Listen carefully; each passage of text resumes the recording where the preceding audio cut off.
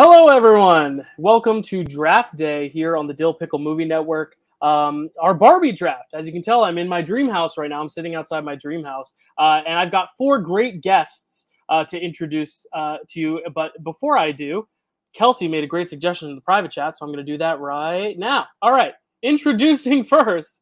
I just said her name because she inspired this pink name change. It is Kelsey. Hey, Kelsey, how's it going? Hi, Dyl. I know I'm your inspiration for everything, so thank you so much for that little shout out.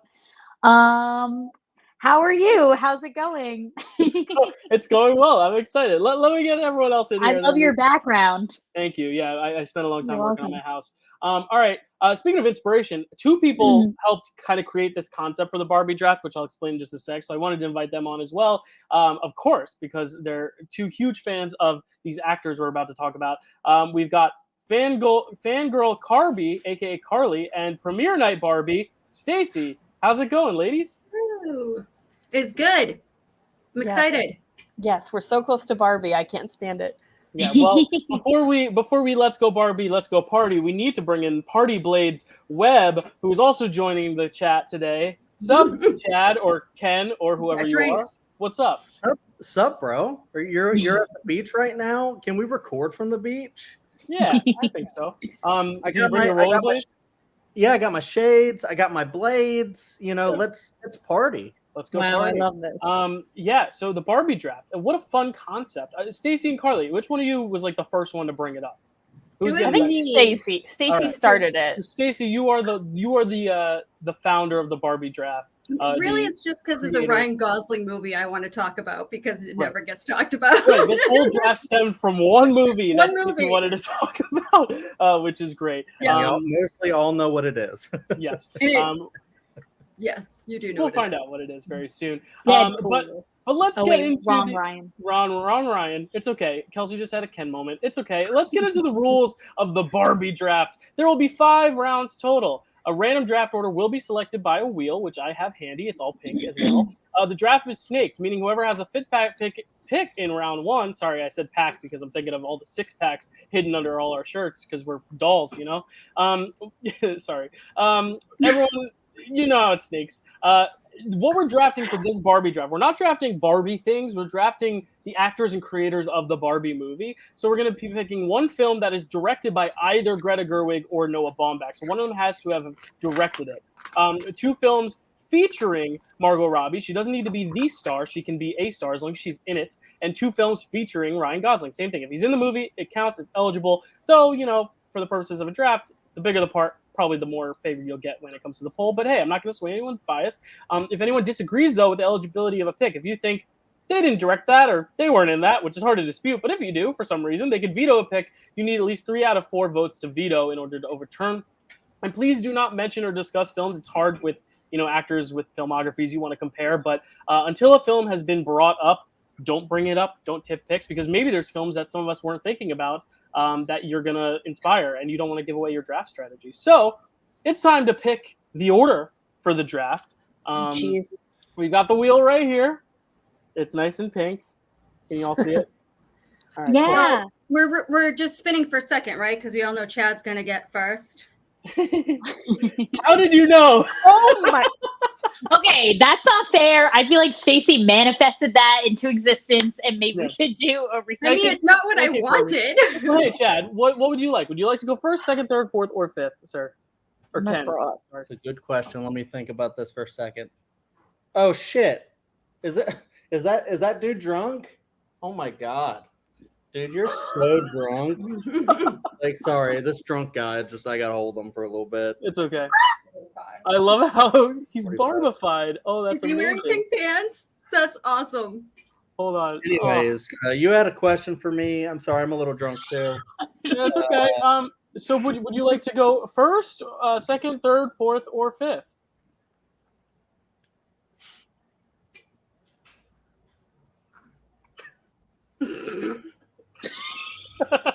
Or you can go 2049th if you'd like. Whoa! I thought we weren't discussing movies. Yeah. What did I bring up a movie? I didn't know that. I'm just Ken. I'll He's being right go. sometimes. Oh my god. I love this bit. I'll go last. Okay. All right. So Ken / Chad / Elliot as well will be going last in the draft, aka fifth, because there's no last, because you'll just be first in the second round. But we are next up at look, it's a Ken day today. This feels. I'm going first. First pick. Party. Because there's a movie I want, Okay. and I'll explain why. Kelsey, it's you next. What would you like? I'll go second. All right, good. I don't have to edit it. All right, Stacy and Karly are the two founders of the Barbie It's gonna Draft. be Stacy. We all know. You would be correct. Stacy, I get last every would you like to time. be fourth or third? I'll go third. Third, which means Karly, you're going to be fourth, which is not a bad spot. I believe you've been there before. So, once again, 2 Margot movies, 2 Ryan movies, 1 movie either by Gerwig or Baumbach. And the one caveat is there is one movie where both Margot and Ryan star. So you can pick, if you pick that movie, you can decide where to put it. But if it gets drafted, no one else can pick it for the other. So if they pick that movie for Margot, you can't pick it for Ryan, and vice versa.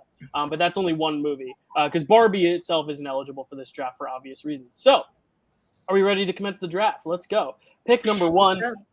I needed this pick because there's one movie I am so strongly in love with that I need to get, and also just for draft purposes to make it a little chaotic. You know, I know Stacy had a pick she really wanted. I know she really wanted her pick, so I'm going to take a pick. I don't know if this is going to upset Stacy or not, but it starts with an L.A. Yeah, The it's not letters the one I want. L.A. No, we know what you're doing. I'm kidding. It's Lady Bird. It's not the one you want, Stacy. Don't worry. But yeah, I mean, Greta Gerwig, one of my favorite directors of all time. So Lady Bird is the film that got me obviously into her filmography, into her style. And I just love it so much. It's a great coming of age film. I believe I drafted it for the ladies, for the women draft day. So I'm not going to go too much on it, but it's got a beautiful mother-daughter relationship at its core that I obviously don't relate to being a man, but I do, I have seen it in my own life, this beautiful bond, but sometimes difficult bond, but also a bond like no other between mother and daughter. And I just think the comedy is great. I think the acting is great. Timothée Chalamet, early performance. A lot of other actors, early performance. Beanie Feldstein, Lucas Hedges, so many good people. And then, of course, Saoirse Ronan and Laurie Metcalf. Laurie Metcalf should have won Best Actress. I know there's another movie we're going to talk about today that won the Best Supporting Actress category, but I think Laurie Metcalf should have won it. But that's just me. So Lady Bird is going to be my first pick and the first pick for the Baumbach Gerwig picks. Any objections? Any thoughts on that? I mean, yeah, Dyl, that's a great pick in the draft here. Great number 1 pick. I think we were all gunning at least maybe a little bit for Lady Bird. Because it's such a deep well for Gosling and Robbie, especially Gosling, and you can get to 10 with Robbie because we're each picking 2, so we'll draft 10 of those movies. But with Baumbach and Gerwig, it's Gerwig only has 3, Baumbach has around 10, I think. Wow. So it's a deep well, but not deeper than the others. So I was like, you know what? I wanted my first pick of those categories because I'm fine getting my 4th, 5th, 6th of the others. Whereas here it was there were 2 I really wanted. If I didn't get Lady Bird, there was another one I wanted. So yeah, it was my number 1 pick for the directors, but it wasn't going to be my number 1 pick overall. And I said this during the Women Directors Draft, but I won't elaborate like I did then, but I will say again that having been a teenage daughter and having a now daughter in her early 20s, I could relate to both sides of Lady Bird in such a crazy way that it's just amazing for me to watch. Right. Yeah, they get so much. She gets so much right in that, and it's just fantastic. Yeah, Chad isn't. Oh, sorry, Karly. Go ahead. Oh, I was gonna say I've actually rewatched it since the Women Draft because I love it, and I was talking to my brother about it, and he hadn't seen it. I was like, okay, we have to fix this. We need to watch this. So I watched it with him, and it was just so fun rewatching it and being like, oh yeah, that part's exactly like me and my mom, and it's just really good because I when I first watched it, it was 2017, and I was just getting into film, so it was really cool to get to rewatch it and look at those great performances, and it's just it's such a beautiful film, and I think it was my number 1 for the directors as well, but I also wouldn't have picked it as my number 1 overall pick, but it's a really solid one. Gotcha. I was gonna say, Chad, as a new parent, do you like Lady Bird? Have you thought about Lady Bird any differently since, or? Hell yeah, dude! That's a pretty party pick, if I may say so myself. I knew you were gonna pick this one, but I didn't think I would get a chance to get it. I wasn't gonna try to go first to try to get this one because I know you love it to death. I remember when this came out; it was a pretty indie film, and then I remember people just like loved this one so much that it started to get like a wider and wider release, and just everyone was going to see this around that time. And it's just a really great coming of age film. I think this might be where Did I freeze or did he freeze? No, you're frozen. You're frozen. Now you're Now good. you're not frozen. Oh, Now you're gone. I think this might be where I discovered Saoirse Ronan. Nice. And a great actress. And Laurie Metcalf, I didn't know like she had that in her, even though I've seen Scream 2. It's definitely a great film and great pick, Dyl. I would have picked it if like people had picked like my number one. This might have been my number two. It's a really great film. Cool. Sorry, I disconnected for a second. I think back. I think good. It happens, and I'm gonna just get rid of the background because I think that's taking up a lot of my space. Kelsey, you're next on the clock. What would you like as your first pick of the draft? Okay, well then I'm gonna go ahead and scoop up another Greta Gerwig film. I'm gonna get them while they're hot, and I'm gonna go ahead and take Little Women. Just because it's a beautiful film, and she did an excellent job. She just elevated that entire cast. And she had a beautiful cast to work with, and it's a standout performance, I think, for Florence Pugh. Laura Dern is just a godsend in everything that she's in. So Little Women is my first pick for this draft for sure. I love that. It was funny because I rewatched all of Greta's 3 movies for this, and I was like, you know what? I love Lady Bird, but when I rewatched Little Women, I was like, I don't like it more because Lady Bird has that sentimental attachment to me, but I was like, this movie is so good. Yeah. Like and every time I watch it, I like it more and more and more. I mean, it makes Amy, who's insufferable in a lot of other versions, like the best character, which I think is amazing. Because like, how do you do that? Because she's a spoiled brat, but they actually make you understand her and like connect with her. And I think Timothée Chalamet is great. Like you said, Laura Dern's such a godsend. I think this is her best performance of that year. Another movie we might bring up later where she actually won the Oscar for. So I won't tip which one that is, but I think this is actually a better performance. I love her in this so much. Just so amazing. Such a great cast. I love how delicate it feels too. It's just so well polished, but not like in a studio kind of glossy way. It's beautiful. I freaking love it. Any other thoughts? I think Karly, you picked this for the women's draft, correct? Yes, I did. It's an amazing film. Like I'd never watched a Little Women before, but still going into this, it was really easy to just follow along and just really fall in love with it. I have the Blu-ray right here. I recently bought that. I love it so much. It's wait. Hold that up one more time. The cover art is just one of the Little Women. Yes, I don't like it. I don't like the cover art, but at least I have the. Some of these studios cover art. I mean, it's the title is plural. I don't know. Anyway, I love this. Like my first thought when Kelsey picked it was like she better mention Florence Pugh because she's the best part of this film, and like literally started my obsession with her, and I think most of our obsession with her. Like she's just fantastic, and every time, whenever I think about that film, I'll just go on YouTube and watch the "Marriage is an Economic Proposition" speech, just because it's so good. It's so good.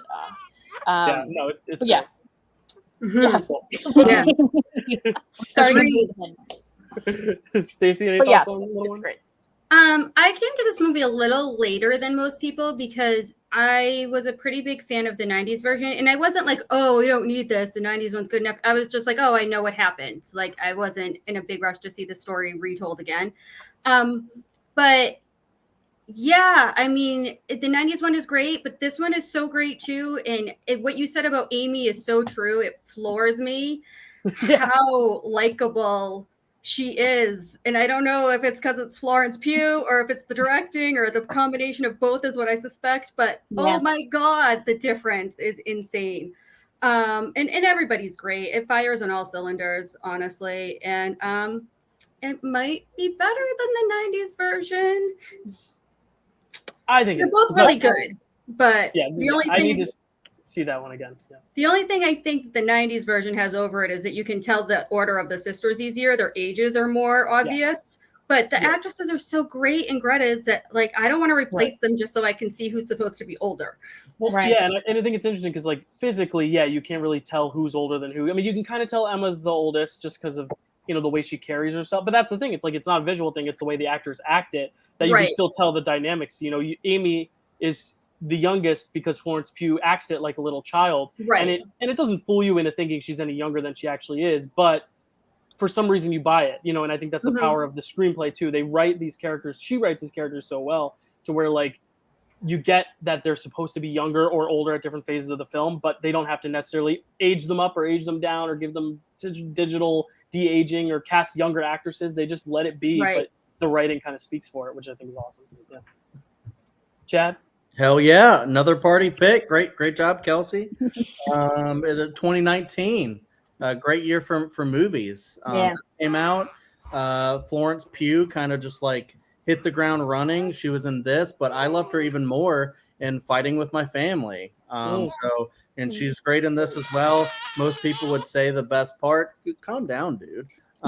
Elliot might disagree. He doesn't like her. He hasn't seen these films. He wasn't alive in 2019. Really? Because Elliot texted me he's a big Midsommar fan, but maybe it was a different Elliot. Yeah, I don't know. It has you got Bob Odenkirk in this thing. He's great. You also got one of my faves, Emma Watson, in this. It's just a lot of really great stuff. I've never seen another Little Women, so I'm like kind of like one of those. But I think this is just further proof that Greta hasn't missed, and I don't think she will with Barbie. So, yeah, I mean, Hell yeah! All right. One thing that I forgot to go ahead, mention, Kelsey. sorry. One thing that I forgot to talk about was I loved watching this movie and then watching all the interviews about this movie because I love just like the intricate details of the costuming with this movie, especially when like you see like Joe and Laurie like swap kind of like vests and different things, and she like talks about how they're two like really androgynous characters, and like Laurie's a boy with like a woman's name, but then Joe is a girl with like a more masculine name. And I just hearing Greta like talk about it, it's like so like profound and articulate, and she's just so smart. What a gem. I just realized my Ethernet was never connected this whole time, so now it should be better and less laggy. But that's a great pick, Kelsey. Moving on to number 3, Stacy. I already wrote in your pick, but if you want to just tell us all what your pick is going to be. Not. Here's the thing. Yes, like, obviously that's on my list. And if somebody else picks it before me, that's fair. I'll still get to talk about it. But Margot Robbie's filmography has a lot less to offer me. So I am going to pick one of her films first. Whoa, okay. And that would be I, Tonya.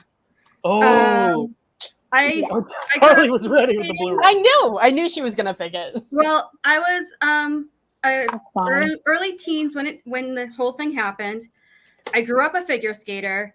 Nancy Kerrigan's from Massachusetts, so the whole thing is just really close to home for me.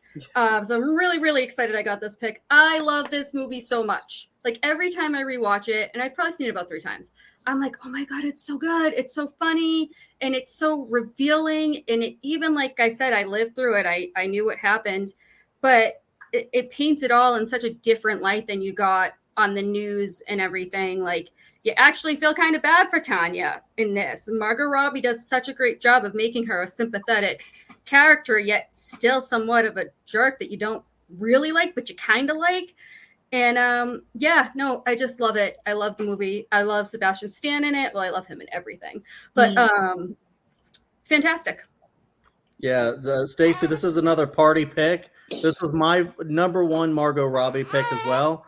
I love the unreliable narrator thing that they have. It's just a really interesting way of telling a story.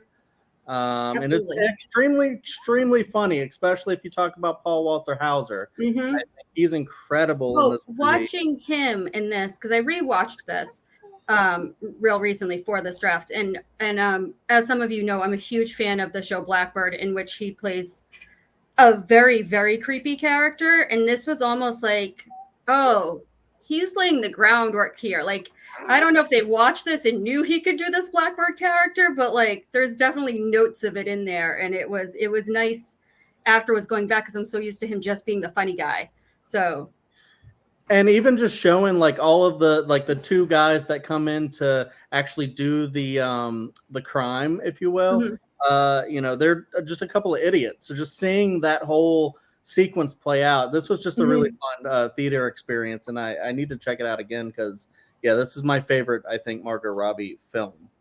She's great. I love this one too. I think the performance is the best part. It's an amazing performance. I have to watch it again just because I haven't watched it since that year with the Oscars. And this is the one I was alluding to earlier. I was so upset that Laurie Metcalf lost to Allison Janney that I had like a vendetta against this film. But the more I think about it, I'm like, why should I have a vendetta against this film? And I shouldn't even have a vendetta against Janney. I should have a vendetta against the Academy. But it's a great movie filled with great performances. It was in my top 5 though for Margot. So yeah, it's a great pick. Karly, you held up the Blu-ray. I'm sure you're a fan of this. Yes, I recently bought this just so I could rewatch it and own it because, oh god, I think this may have been the first major thing I saw Margot in, and just immediately fell in love with my future wife.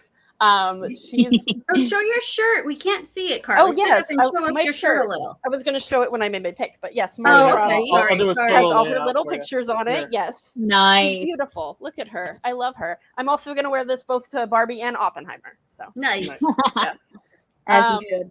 But yes, it's such a good film, and it was so interesting on a rewatch because while rewatching it, I almost kind of thought she did do it like a little bit. Like it doesn't really, like, it makes you sympathetic to her, of course, but it doesn't really tell you for sure, oh, you should believe one way or another. I think it's so well written. It's actually by the director of Cruella, which is really interesting, and the director of a film that Stacy will pick later. Don't say it. Don't say it. Poor Kelsey's the only one that doesn't know what this movie is. I'm like, what's it be? I can't wait. This is and making a new movie coming out soon called Dumb Money, which looks okay. It looks pretty so good. excited for that. It looks very party. But yeah, I was so sad Margot didn't win Best Actress for that year. But yeah, I know she's gonna get it. I know it's coming. She'll eventually win Best Actress. Was this the year of Judy? No, this was 2017. What won this Judy, year? I think I don't remember. 2017 or 2018. I think this was the year of The Favorite and Olivia Colman. Oh, maybe. No, that was 2018. Because that was Coleman versus Gaga. What was 2017? Hold on, I'll find it. 2018 Oscar. Because it wasn't Saoirse Ronan, and I know it wasn't Sally Hawkins. It's Frances McDormand. Billboards. She didn't have a shot. Yeah, but hey, I prefer Margot than that. You keep freezing, Dylan. I don't know if it's for anybody else, but you keep freezing. You might want to leave the dream house. Yeah. Yeah, I might have to do that. I'm gonna do that. Partying too hard over there. Yeah, right. Partying too hard. Gonna return to my poor background of just regular life. Dream house. All right. Sorry. I wanted to say one more thing before. Like there's this one quote in the movie where Margot's delivery of the line, who would do that to a friend? Like the way she delivers that line, it's like you could read it a billion different ways, and it's just so cool watching the skating. I love it so much. This was probably technically my number 1 Margot movie, but I was also happy Stacy took it from me because there's so many Margot Robbie movies I love, and I like that it kind of gives me an opportunity to pick some other ones. But fantastic film. Yeah, we'll find out your pick in just a sec, but I wanted to give Kelsey a shot to talk about Iconic. Sure. Over you. Sorry, Kelsey.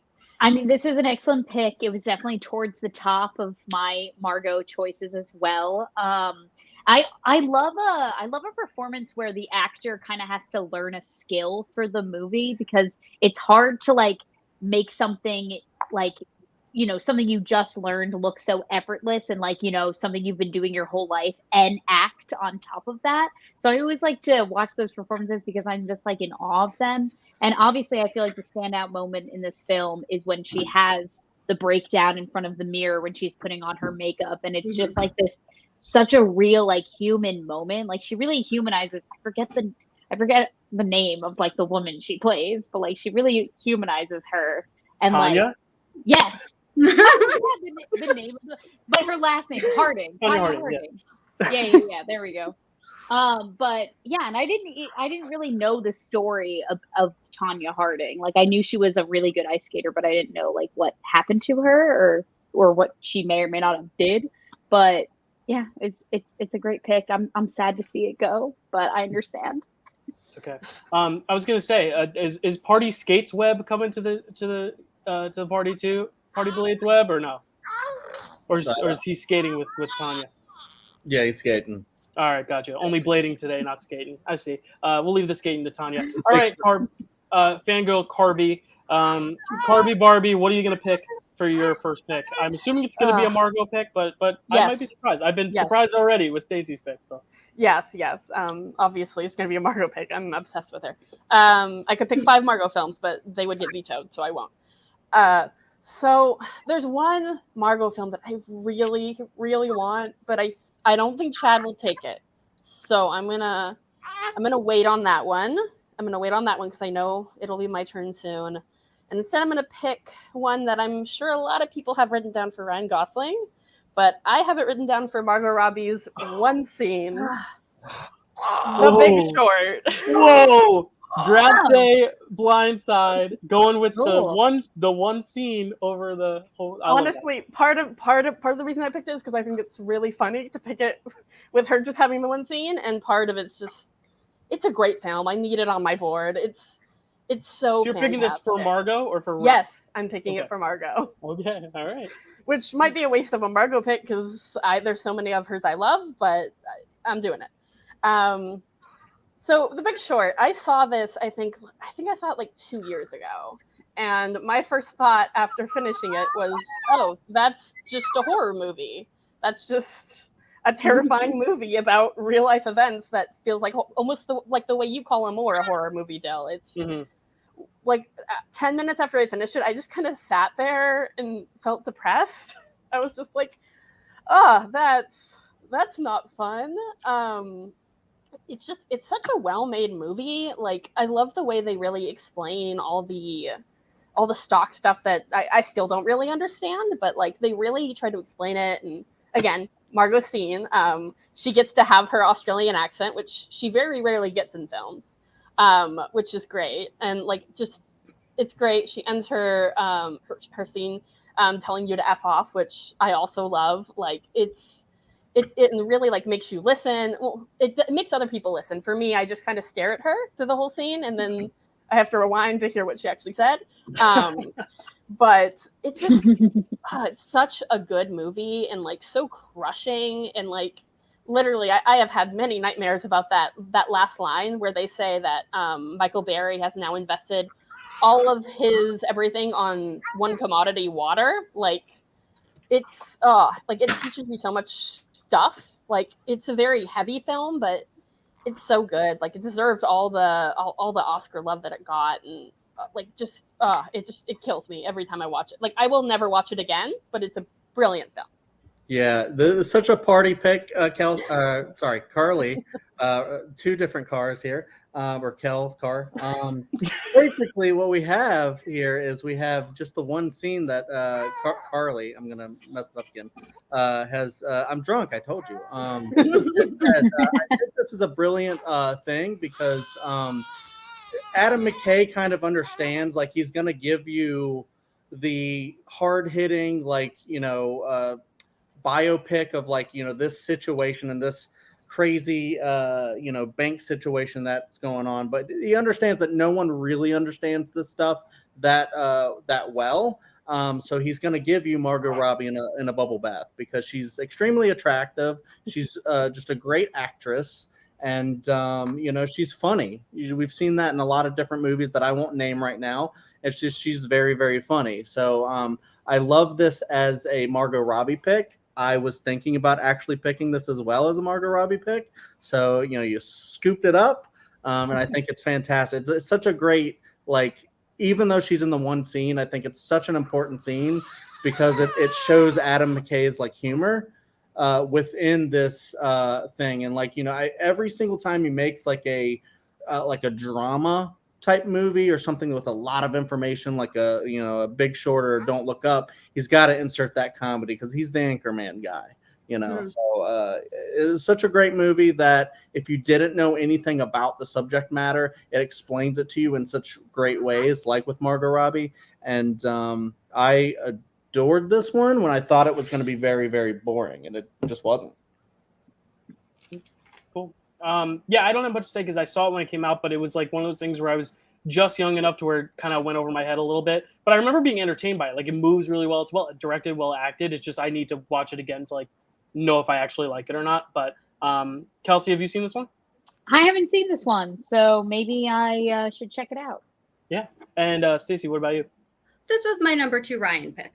Oh, wow. Okay. I saw this movie for the first time recently, and it's just a fantastic movie. I mean, obviously, like, I was aware of the events in real time, but you know, I'm not a person who watches a lot of news or follows a lot of politics, and so watching this just opened my eyes to so much more of what was going on, and it was so frustrating to watch because everybody was so good in it and it was so well written. I loved it. Like Karly said, it's not something I'm going to put on, like, I'll probably watch it again, but it's not something that's going to be on heavy rotation. I mean, it's a lot to take in, but it's just so damn good. And I was looking at my list of Ryan movies, I'm like, what is my second favorite? What one am I so excited about that I want to pick? And this was it. There you I go. think you also have to attribute the writing to the great writer Michael Lewis, who wrote the book that was this was based on. He also wrote Moneyball. So Moneyball's a fantastic movie. He knows how to make an entertaining business story. All right, so Chad, it's funny because I wrote in Stacy's pick and then it ended up being something else, and then I wrote in Karly's and it ended up being something else. So Chad, I wrote down what I thought you were going to pick, but if you need me to erase it and tell me a different pick, I can. But what are you going to pick for your first pick? No, you probably have this exact thing that I'm going to pick. I'm getting it off the table because I want it number 1 because I think it is maybe the best movie in the entire slate of Gosling, Robbie, Baumbach, Gerwig. You know, but that's just me. I love this film. It's Blade Runner 2049. I'm not. Right. So I won't be erasing it. Yeah, don't erase it because I love that movie so damn much. It's one of those where now Denis is getting his love with Dune Part 1, Dune Part 2 as like a great, fantastic like sci-fi director. He also got a lot of like praise for like Arrival. That was also a Best Picture nominee. But Blade Runner 2049, that one people slept on. It was a box office bomb, and then people are now coming around to it and saying this may even be better than the original Blade Runner. It may be just one of the greatest science fiction films of all time. And if you're going to go to Ryan Gosling as an actor, I think this just kind of shows where he is. I think he's better than Harrison Ford is in his movie. You know, and Harrison Ford is great in the movie as well. I just think that Ryan just like really plays the replicant, you know, character so well. You know, he's mostly silent. There's other movies that he are where he doesn't talk that much, but you know, you can just so much facial acting and physical acting. You know, he fights Dave Bautista in this, and he does it convincingly well and kicks the shit out of him. And you're like, how the hell can Ryan Gosling beat up Dave Bautista? It's because Denis is a great director, and Ryan is a great actor, and so is Dave Bautista. And they're all fantastic in this. You know, Denis has like his great cast of actors, his little family that he usually has. Like David Dastmalchian is in this. You know, and Robin Wright is fantastic in it. And then also I forget the actress's name, but the one of the big antagonists that's not named Jared Leto is really fantastic in this and so brutal. You know, but really kind of not just one-dimensional either, like, you know, two-dimensional or three-dimensional. About love? Yes. Yeah, Sylvia Hoeks.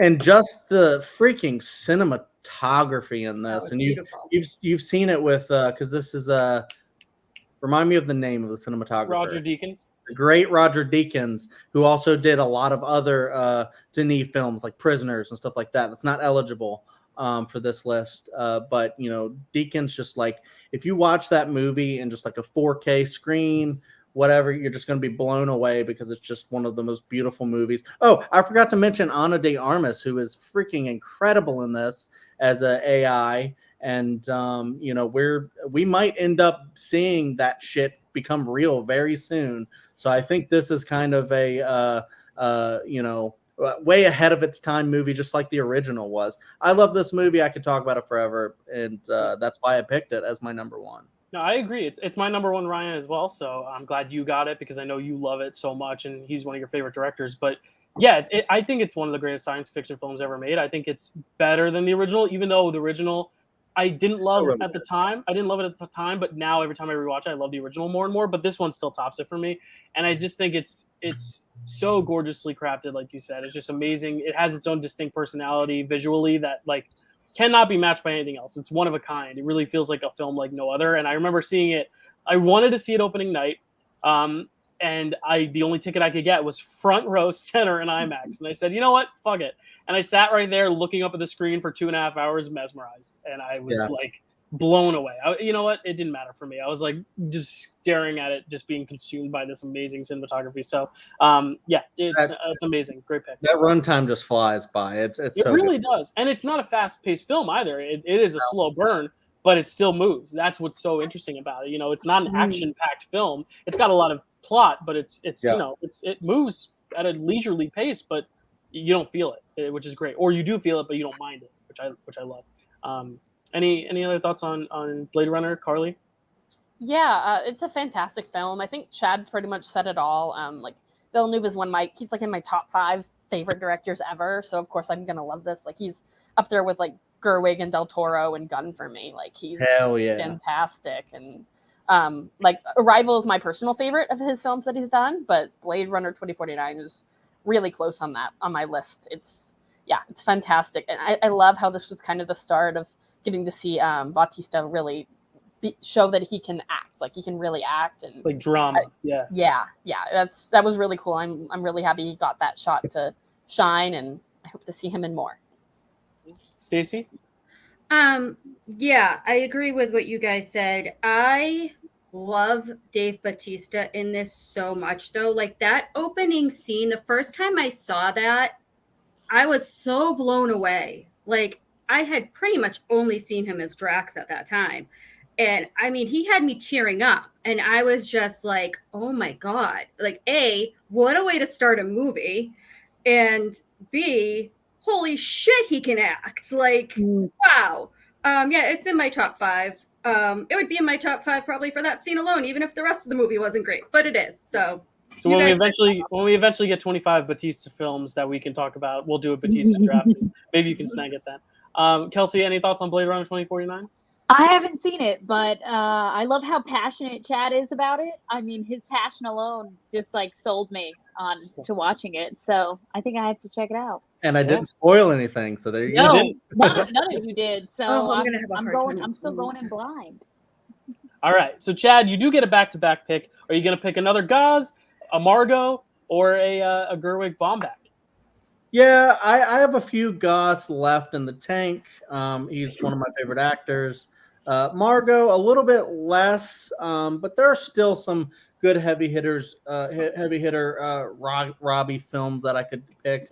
I actually thought that the Baumbach Gerwig was going to be a lot more expansive, but she's only has 3 films or 2 films that we can pick, right? 3. And then 3? Okay, that's right. And then he's got like a bunch, but I've seen maybe a third or half of them. So I'm going to go with a Baumbach film since most of the Gerwig is, but this was my number 1 of the Gerwig Baumbach bunch anyways. So I'm going to pick this one because I don't know how popular it might be. It could get taken. I'm going to go Marriage Story here. Ooh, nice. Okay, so it might have gotten picked.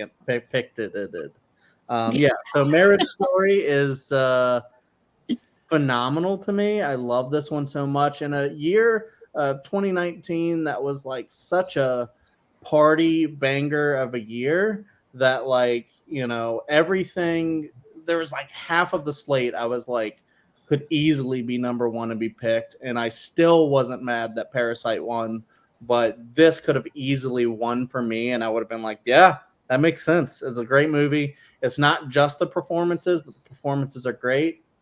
I love how they just feel like a married couple that's done, and they're just, hashing it out, figuring out like what's going to happen with the little kid. They're going through, divorce stuff, which is very brutal. And you can tell that, you have Laura Dern and who is it? Is it Ray Liotta that plays the other one? It's Alan Alda, and then they fire him, and they go with Ray Liotta. So it's That's they're right. 2 lawyers, yeah. That's right. But like the lawyers, especially Laura Dern, is just like crazy and like, crazy, like, gonna do anything to win the case and stuff like that, but just so good. All the performances. And just like that one like scene when like Adam Driver's just like yelling at the top of his lungs and just like, or the top of his voice and just like screaming at Scarlett Johansson that like, she says something that like he wants to take back, but it's like you've been there, you've been in those situations. If you've been in a relationship for long enough, especially like a married relationship, like I'm not saying I scream like that at my wife, but you never know. If we start to go through a crazy divorce, maybe, I don't know. I'm not above that.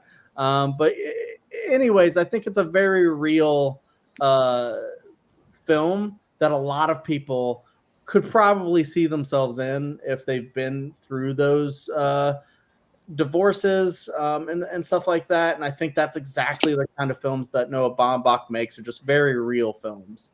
And I adore this one. I think I've actually only seen it once all the way through. I got the Criterion behind me. I need to check it out again. Buy physical media before Netflix takes them from you.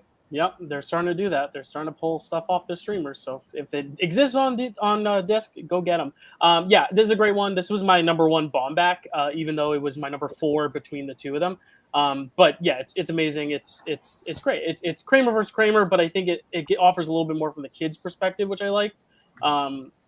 So yeah, it's just got amazing performances. It's an acting showcase first and foremost, and I think it's a really great one. And I love the Randy Newman score as well. It's almost like a Pixar, like Toy Story-esque kind of vibe to it, which I just love. And yeah, everything you said about Laura Dern is so spot on. That is a stacked year, and there are even more movies from 2019 that are eligible for this draft. So that's a great pick, Chad. It's awesome. It's a party pick, even though a divorce film being a party pick sounds a little weird, but it's a party pick, Chad. Kelsey, I know divorce. Yeah, Kelsey, we covered this on our podcast. Remember? Yes, for Scarlett Johansson's. She's fantastic in the movie, by the way. I forgot to really sell that.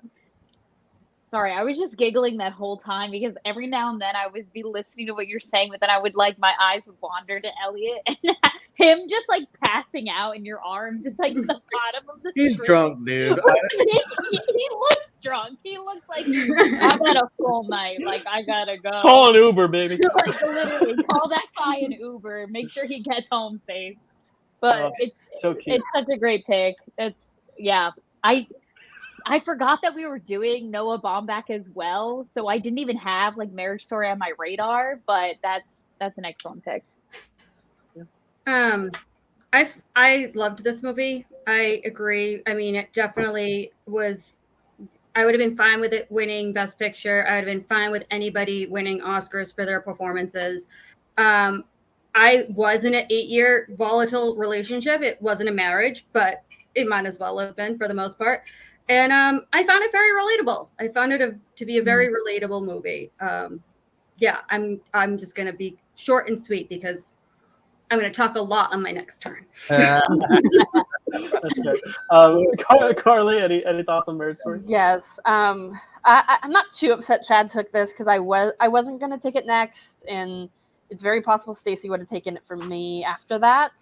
But it was solidly number 3 on my Greta Baumbach list, and it's a really great film. I remember just kind of being a little blown away by it when I first saw it. Like the performances are so good. It's the first film I saw like that was like dealing with a divorce that way, and it's kind of interesting how it's like a very specific story. Like it's definitely like an upper class divorce. Like you can tell they're on the richer side, and it's just kind of interesting viewing it from that lens. And I mean, Laura Dern. This is when I became a lot more aware of Laura Dern, and I was just like, she's amazing in everything. Like I saw her in Jurassic Park and stuff, but that was back when I wasn't really aware that that's Laura Dern. She's in a lot of those. Yeah, David Lynch, she's in a lot of Lynch. Yeah. Gotcha. Yeah, she's just fantastic. She's beautiful. I was like, just give her every award. And this is also like was a really strong year for Scarlett Johansson. She's great in this. She was great in Jojo Rabbit, which I think she also got a nomination for that as well, which was awesome. Epic, yeah. Crazy. So just it's a really fantastic film. And she was in Endgame that year. She died in Endgame that year. Not her, but her character. Sorry, I should clarify for anyone who hasn't seen Avengers Endgame. Sorry, this draft is taking a dark turn. Spoiled the biggest movie of all time. I love the point you bring up about like the upper class stuff too, because I didn't even think of that, and that plays a lot into like the whole kind of game of it too, because they have to like outbid each other for lawyers, and like they have to get to the lawyers before the other gets to the lawyer. Like it almost becomes like a battle in more ways than one, like with multiple numbers on each side. It's a very interesting film. So great pick, Chad. But Karly, you are next for your pick. I wrote it back down, but if you're gonna pick something else and blindside me again, I can erase it as well. But yeah, I'm really curious if you. There's one that I just thought you wanted right away that I was like, yep, it's fine. It's your draft. Yes, I was pretty sure Chad wasn't gonna take this, and he didn't. Another Margot Robbie film. I'm going Margot 2 in a row, as I knew I would. Because there's a lot of Gosling to pick from. I can pick those later. And with most of the Baumbach Greta taken, it's like, all right, maybe my fourth gets taken, but I'd rather just seal Margot away. So I am picking a movie from one of my favorite directors, James Gunn. Oh, I am picking not the one I thought. The Suicide Squad. I'm very curious. You have to let me know later what you. I wrote down the other one with the same character, the one that you picked for the women. Gotcha. Well, I already picked that one, so I want to pick the film from my favorite director. It made like $0 at the box office, pretty much, because it was released on HBO Max at the same time. But God, it's the Suicide Squad. I just love it so much. I am a sucker for a good found family dynamic, and it kind of feels like that. Like, yeah, they're all kind of dirt bags and bad people, but like it's just it's one of my favorite superhero movies ever. Like, it's what kind of solidified James Gunn as one of my favorite storytellers. Like, his humor just hits me just right. I know some people have said they don't like this as much just because not all the jokes hit for them, but for me it really does. I love the slightly twisted humor. I love how he starts off the film. It's technically a spoiler, but we know. Just killing off like most of the team and being like, to a really great song that you don't really want to sing along to because the lyrics are dark, but it's like, it's great. You can't not sing along to it. Like, the characters are so good. I love Ratcatcher. I love Harley. Like, he really gets Harley in this, which is great because she's like one of my favorite characters. So when I knew he was going to do a movie with her, I was a little hesitant. I was like, what's he going to do with my favorite character ever? Is he going to get her right? Or am I going to be angry at him? It's just such a fantastic film. And like, I love her arc in this. Like, it's such a deep, well, also funny arc, like what they do with her character and like how she reacts when she sees red flags. Like, it's a really deep like arc there, but also very funny. I think I've watched it about 4 times. One of those times I definitely watched it after taking a certain substance. And it was a very fun time. It's just, the action is like next level. It's just fantastic. I'll watch anything James Gunn does. And this helped me just be even more excited to see what he'll do with the DC universe and see like, what's he going to bring us with the new Superman film. And I absolutely love this film.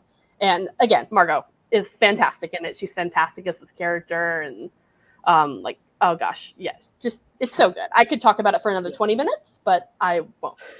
I mean, you can. It's up to you. But yeah, the central scene where like her big scene where she breaks out, I think the way that's designed is so good. The way the camera work kind of follows and doesn't cut a lot, and then the use of animation to kind of emphasize her aura and personality and the flowery, everything. It's so good.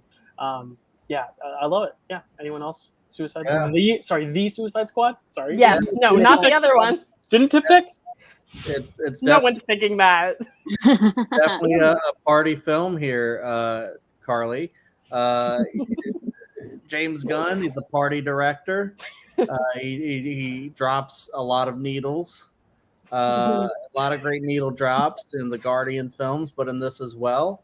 I think like he probably has like one of the best like I don't remember exactly the song. I kind of remember the moment, but one of the best like Pixies needle drops that has happened since Fight Club. So that's pretty great. I just love the music in it. I will say I'm one of the ones that the humor doesn't 100% land all the time because I'm kind of over John Cena. I don't think he's really like that funny as like a kind of a frat bro kind of humor.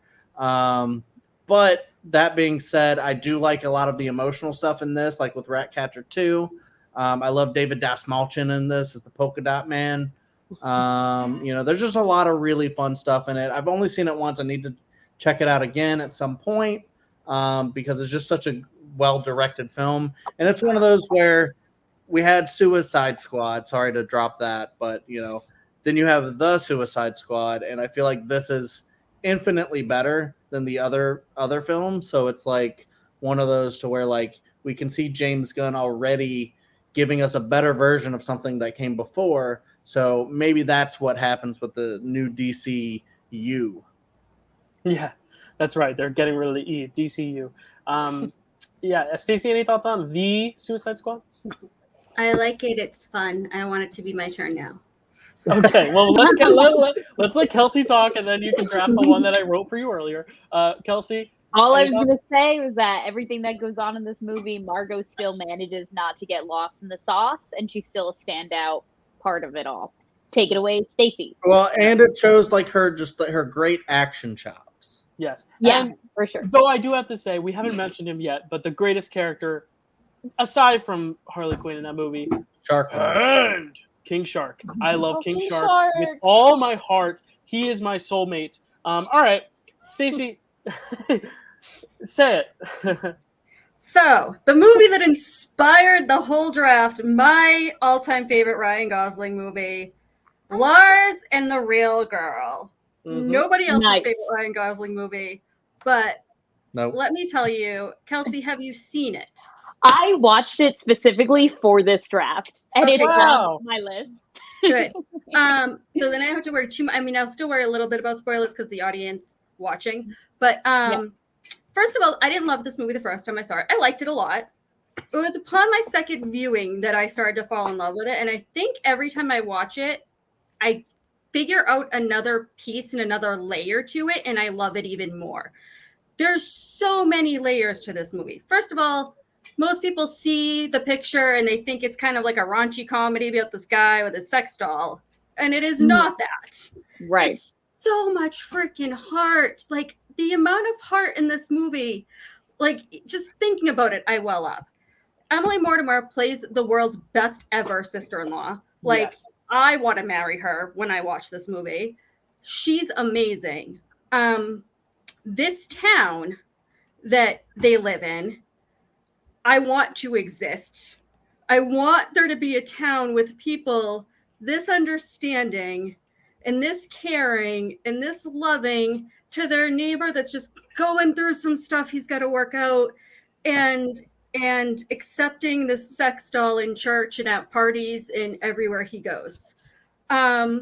One thing I noticed upon my second viewing that I hadn't noticed upon my first was the way that everyone in the town kind of starts taking her and doing things with her, like doing her hair and giving her a job and all that stuff. I think it's like really interesting because she's really a blank slate. They can each make her be whatever they need her to be in their lives. And I think that's why the town all gets so invested in her, because I think the town really is all upset, you know, when he decides he's going to maybe date real people. So the way it handles mental health is amazing. The way it's like the line, well, what the hell's he doing with a delusion? I just love every single time. It's it's just everything about it. I can't sing its praises enough because it's so underseen. I know all of you have seen it, and that makes me so very happy. And honestly, like, I promise you, if you watch it more times, you'll get more out of it. The most recent time I started to question who the real girl really was, because is the real girl that we know how that story goes, or is it that we're calling Bianca a real girl? Like, it can go both ways, which I didn't think of the other previous times. I've seen it like 4 or 5 times. Yeah, I love it so much. Somebody else say good things about it. I mean, I watched it for the first time last night, so it's still so fresh that I can't really say anything more that you haven't. But I was like, I need to watch this for this draft because I know Stacy wants to talk about it, and I'll feel so FOMO if I don't. So I watched it at like 2 a.m. last night because I had to get all my other shit done. I was like, you know what? I'm gonna stay up late. I'm gonna watch it, and it's great. It's lovely. But it's got like really a lot of sadness, but a lot of dark humor, which I really appreciate it. And I think it's a great performance as well because it's like so different from everything else he does. So yeah, great pick. I'm glad you got it. My joke at the beginning, it starts with LA, ha ha ha, yeah. Lady Bird. I knew I would never have picked this from you, but it's in my 5 for him. So I just wanted to be able to talk about it. Like, yes, I wanted to pick it, but if somebody else had taken it, I would have still just talked about it like I did. Like, that's what I wanted. I want people to watch and appreciate this movie because it's just, I'm just hearing Emily Mortimer lines in my head right now. But yes, Ryan Gosling, it's such a different, me and Karly did a double feature with another movie I won't name now, but if it comes up, I will say. And the juxtaposition between the 2 performances and the 2 characters in these 2 movies is just incredible. It just showcases his talent as an actor so much. Yeah. No, it's great. Kelsey, you said this was in your 5, right? So why yeah, I'm like, I feel kind of really silly right now because like I was doing my research for like this draft because I was quite nervous. I was like, this is about to be like the Hunger Games. I feel like we're all going to be snatching the good ones and I'm going to be like, fuck, which one do I pick? And I found this movie and I really thought, wow, this is going to be a real wild card. I can't wait to pull this out. Meanwhile, this has been Stacy's before this draft even like was a thing. So I'm glad that we all know and appreciate and love this movie. But yeah, it's just so sweet. And I think one of the moments that I remember from this film is when she's fighting the girl who may or may not be the real girl is fighting with like her coworker, and he like puts the noose on the bear, and then he like takes the noose off, and then it starts performing CPR on the bear, and I was like, this is just so sweet. It's there's so much heart in this film. If you haven't watched it, you should watch it.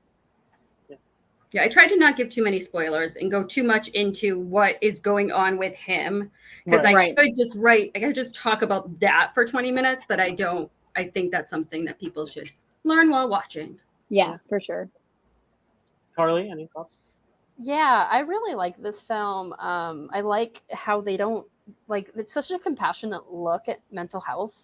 Like in another movie, they might laugh at Ryan Gosling's character for like what he's going through, and I like how it's a much more wholesome look at it, and like I really appreciate them going the less obvious route with that, and it's just really interesting, and like the way they look at like grief and anxiety and confidence and all that, and it's just a really good I don't know if I'd call it a character piece, but like it's just very good and introspective, and it's another thing that just shows more range for Gosling because I liked Gosling before this, but like as I was looking into more movies, it was just really cool to see that range he has and how great he is at playing like so many different characters. And when the first movie me and Stacey watched, when we get to that, because I will be picked by someone, even if it's not picked by me,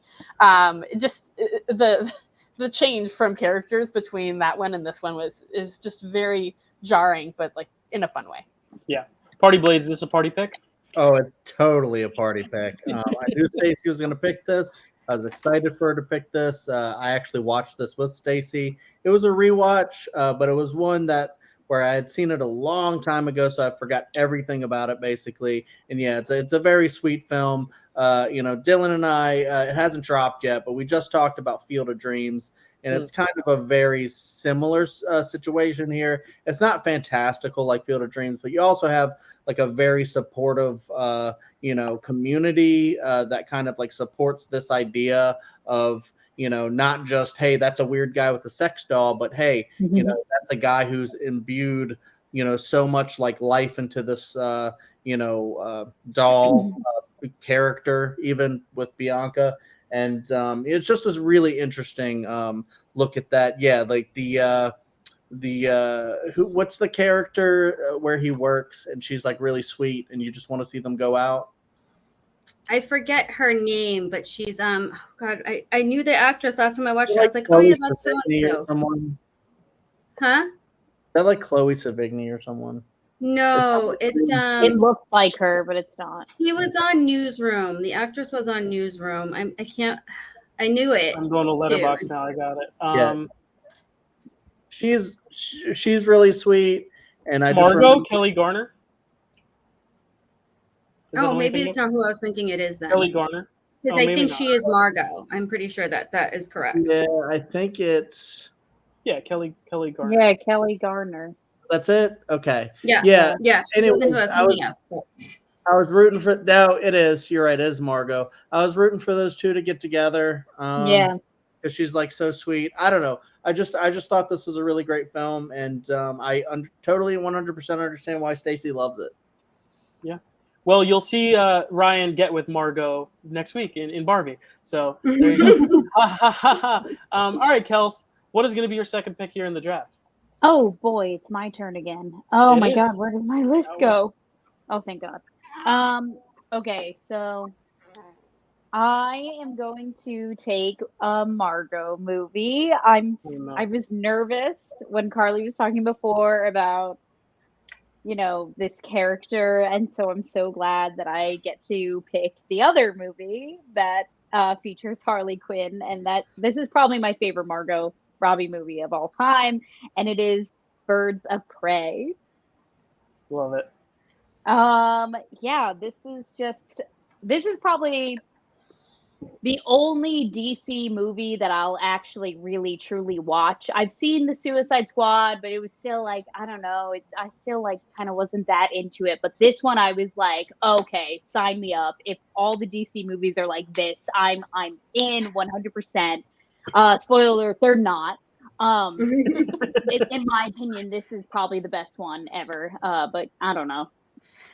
Who knows truly, but this one just is one of those movies that makes me be like, yay, women, and it just like shows off. I just love that she took this character and she took it away from like the male gaze icky version that it once was, and just reinvented it and created and made it her own, and made it so much cooler and so much more badass and so much more fun to watch. And all the women in this movie are so fun to watch, and so I'm so happy that I have it. Yeah, did you pick it or did Karly pick it for the women? It was Karly, right?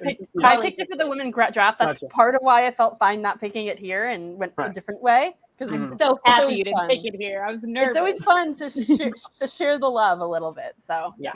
Yeah. Any thoughts on it though, Karly? But I mean, we heard your thoughts in the last one. Share it again. Heard my thoughts, but yeah, I just love it. I love it so much. I love her fashion in it. Like, she looks fantastic. Like her hair, like the colors. It's just the way it's filmed is so much fun. Like, oh God, I love it a lot. And like, she really gives such justice to Harley as a character. And like, I love Harley Quinn so much. So just my love of Margot Robbie and Harley Quinn just kind of increased both of them. Like, I both love Harley Quinn more and love Margot Robbie more for playing her so well. And it's just a great, and like, there's so many like female main characters in this. Like, I love how it's just kind of like a girl gang film. And yeah, it's really fun. I love it so much. Yeah. And then the one male performance is Ewan McGregor, and he's just eating up every ounce of screen time in the best possible way. And the hyena, who I believe is a boy, but the hyena is great. But I also think it has, maybe next to Ratatouille, the best movie food. Like that breakfast sandwich. Oh, yeah. I think about that in my dreams.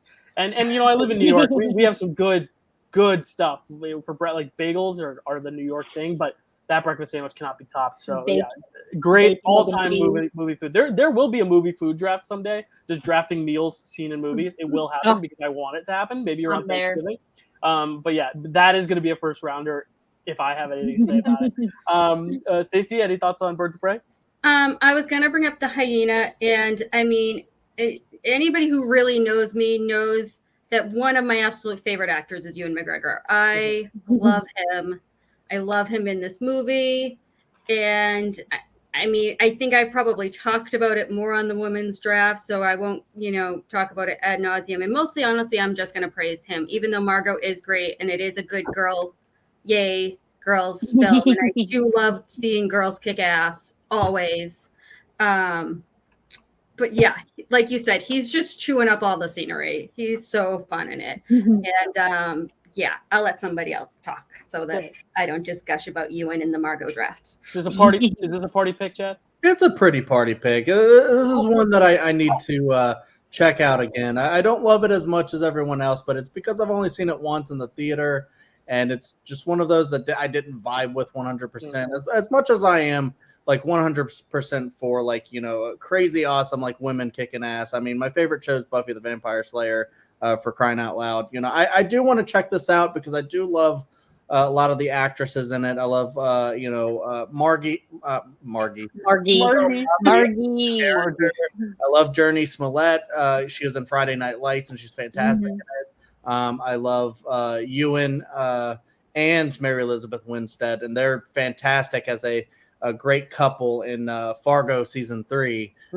And I love them together. So it's just interesting that they're in this movie together too, even though I don't think they really interact that much in the movie. But yeah, it's one that's really fun, but it's one that I feel like I need to check out again before I could gush about it like so many others have. But I could see myself getting there because it was really fun.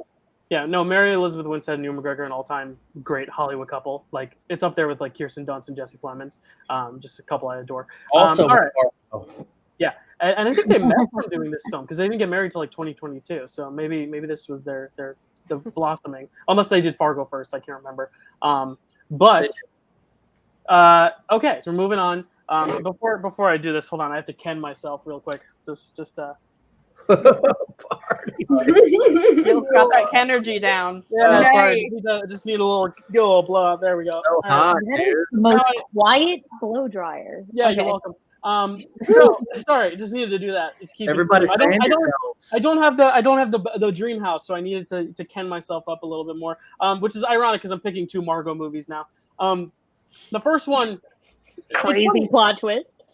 Crazy. Well, my plan now is to like just drop a grenade on the draft. Not really, but like pick 2 movies that like I think are like quintessential Margot movies, but maybe they're not. Maybe they're not. They're 2 of my favorite directors. One of them is my favorite movie from maybe my favorite, not my favorite director, but one of them, Quentin Tarantino.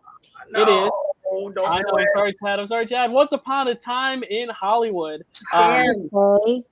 Yeah, so this film is amazing because I think a lot of people left it being like, Margot was barely in it. But I think the whole thing is that when she isn't in it, her presence still looms over the whole thing. Because if you know the historical accuracy of the story, Sharon Tate was famously, horribly, tragically murdered by the Manson murderers, Manson clan, whatever. But in this movie, Manson family, thank you, that's the word I was looking for. You think the whole time that that's what the film is building to, and it's kind of this tragic thing. They play the song to that montage, "You're out of time, baby, baby, baby, you're out of time," and it's like, oh no, like we're out of time. We're gonna see this thing. It's heartbreaking. And then when she goes to the movies and she's watching herself on the screen, she's just like watching everyone else enjoy her, and it's just such a heartwarming movie and a heartwarming moment. But the whole time you're like, oh, but like she's gonna die at the end. It's almost tragic. But then when Tarantino, this is a spoiler if anyone hasn't seen it, sorry, tune out now. Oh, should I? Oh, shoot, yeah, you should. But Tarantino, when you find out, when it's okay, when he decides the revisionist history of not to kill her off and that she actually gets to live, I mean, the film is called Once Upon a Time in Hollywood, and it is a fairy tale because it has this happy ending. It is literally Once Upon a Time story. It's a fairy tale version of real life, which I think is just such an interesting twist, to where then when you rewatch it, it's almost nice how they have her kind of have no conflict at all in the movie. It's really just kind of giving her fairy tale she never got to live in real life. I think it's a beautiful tribute to Sharon Tate and to Margot Robbie's energy and youthful joy. And I just think it's such a beautiful performance. I think it's a much bigger presence than people make it out to be when they talk about the movie. And I think it's just a stunning movie. I think it's a great movie, but specifically when we're talking about Margot, I think her arc is what makes it so good. Because you can have a great movie about the stunt guy and the actor and their relationship and all these little Hollywood moments, great. But I think it's her storyline that kind of adds the heart to it and kind of makes it what it is and makes it as unique as it is. So is anyone else going to talk about spoilers, or can I bring Kelsey back? You can bring Kelsey back. All right, cool. Kelsey, come on back. Come on back. Kelsey. Okay, she's figuring out. While Kelsey does that, Chad, I know we both love this movie because on your channel we ranked this and we both ranked this number one. Chad, any thoughts on this? Kelsey, we agreed not to spoil anymore in terms of the ending, but Chad, what are your thoughts on this? Extremely party pick. Extremely. As Dylan knows, but maybe not the rest of the channel knows, we ranked Quentin Tarantino over my channel, Chadwick Webb. Check out that ranking. It was really fun. But I will spoil not the movie, but those picks. Dylan and I both ranked this one number one, which everyone else thought we were freaking insane, except for my wife because she also loves it. But they're insane because this one's fantastic. It's definitely up there. It might not be number one every single day that I rank Quentin Tarantino because he has such great films, but it was then and it might still be now because this is such a fun film. It does have like dark stuff, but then it has a little bit of a twist. I won't say what the twist was, but I will say it has one of the most fun, like kind of best endings of all time. And it was one of the biggest, most awesome like theater experiences that I had pre-COVID. And just seeing this with my wife on the screen, we had just had so much fun because we thought it was going to go one way and it went another way.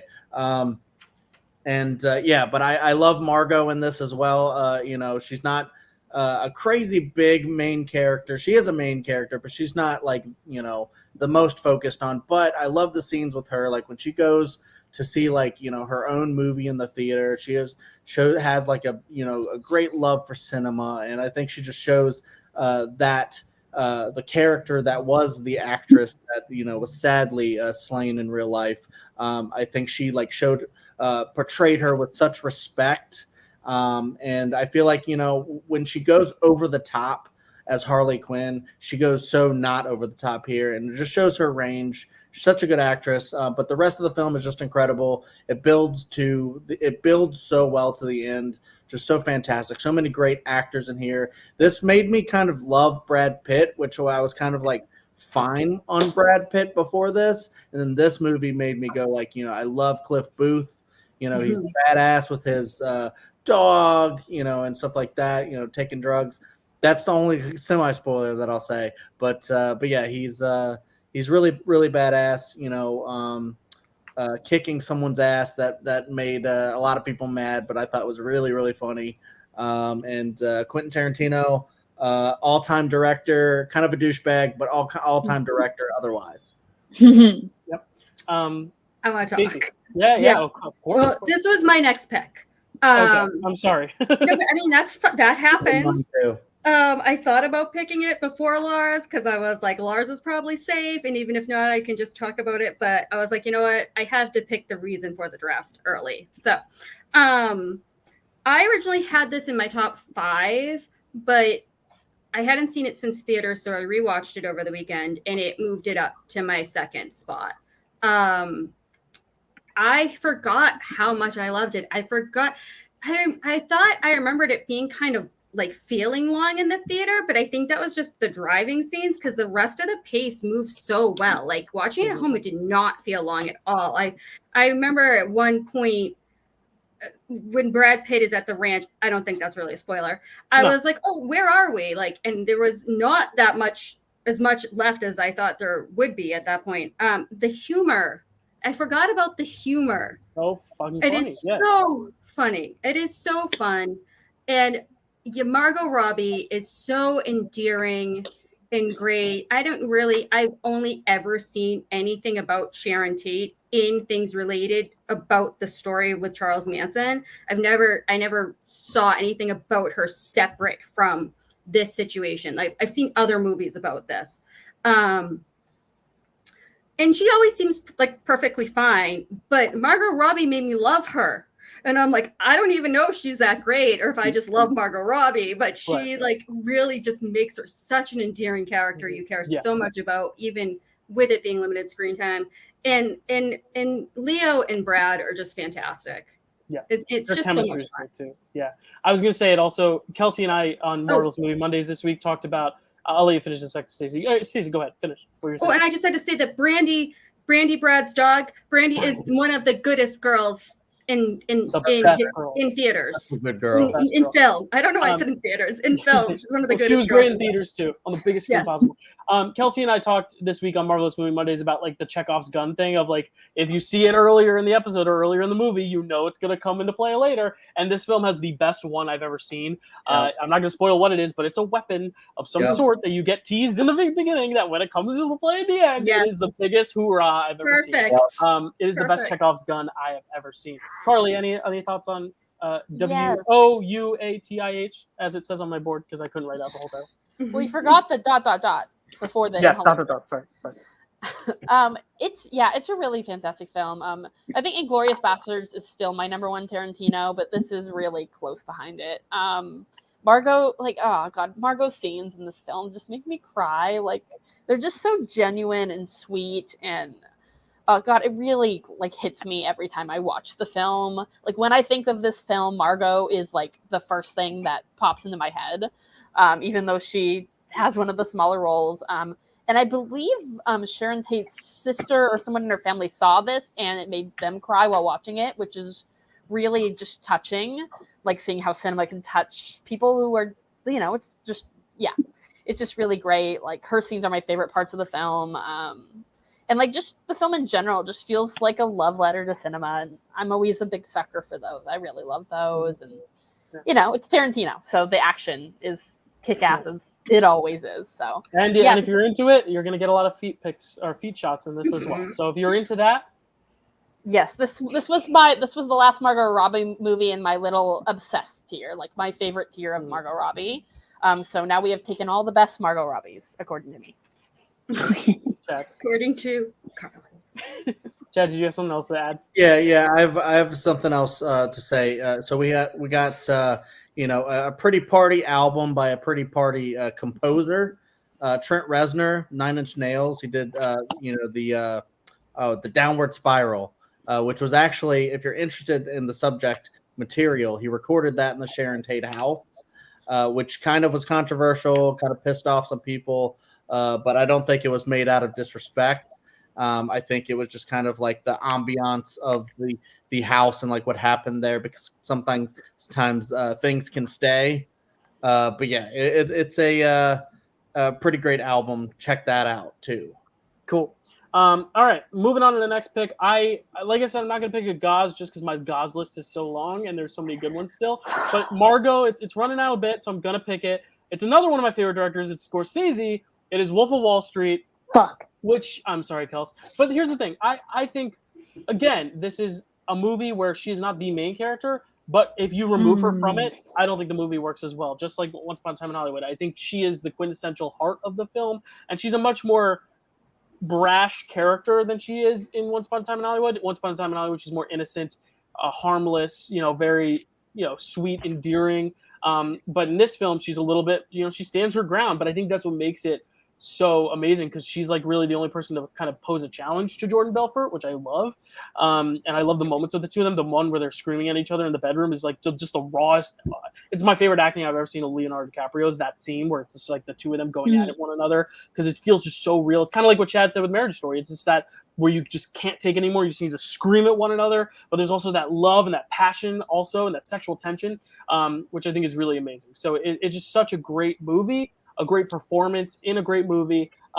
We talked about it on a picture of this, Chad and I, so like all my thoughts are laid out there, and as well as his. But I'll let him talk about it in a sec. But I just think it's such a great movie, and she's so great in it. And it's really kind of one of the first Margot movies, at least the first big one, where people were like, "Who's this?" You know, she did a few before it, but this was like the first one that kind of like put her on the map. Should have been nominated for an Oscar for it. So, yeah, great performance, great stuff.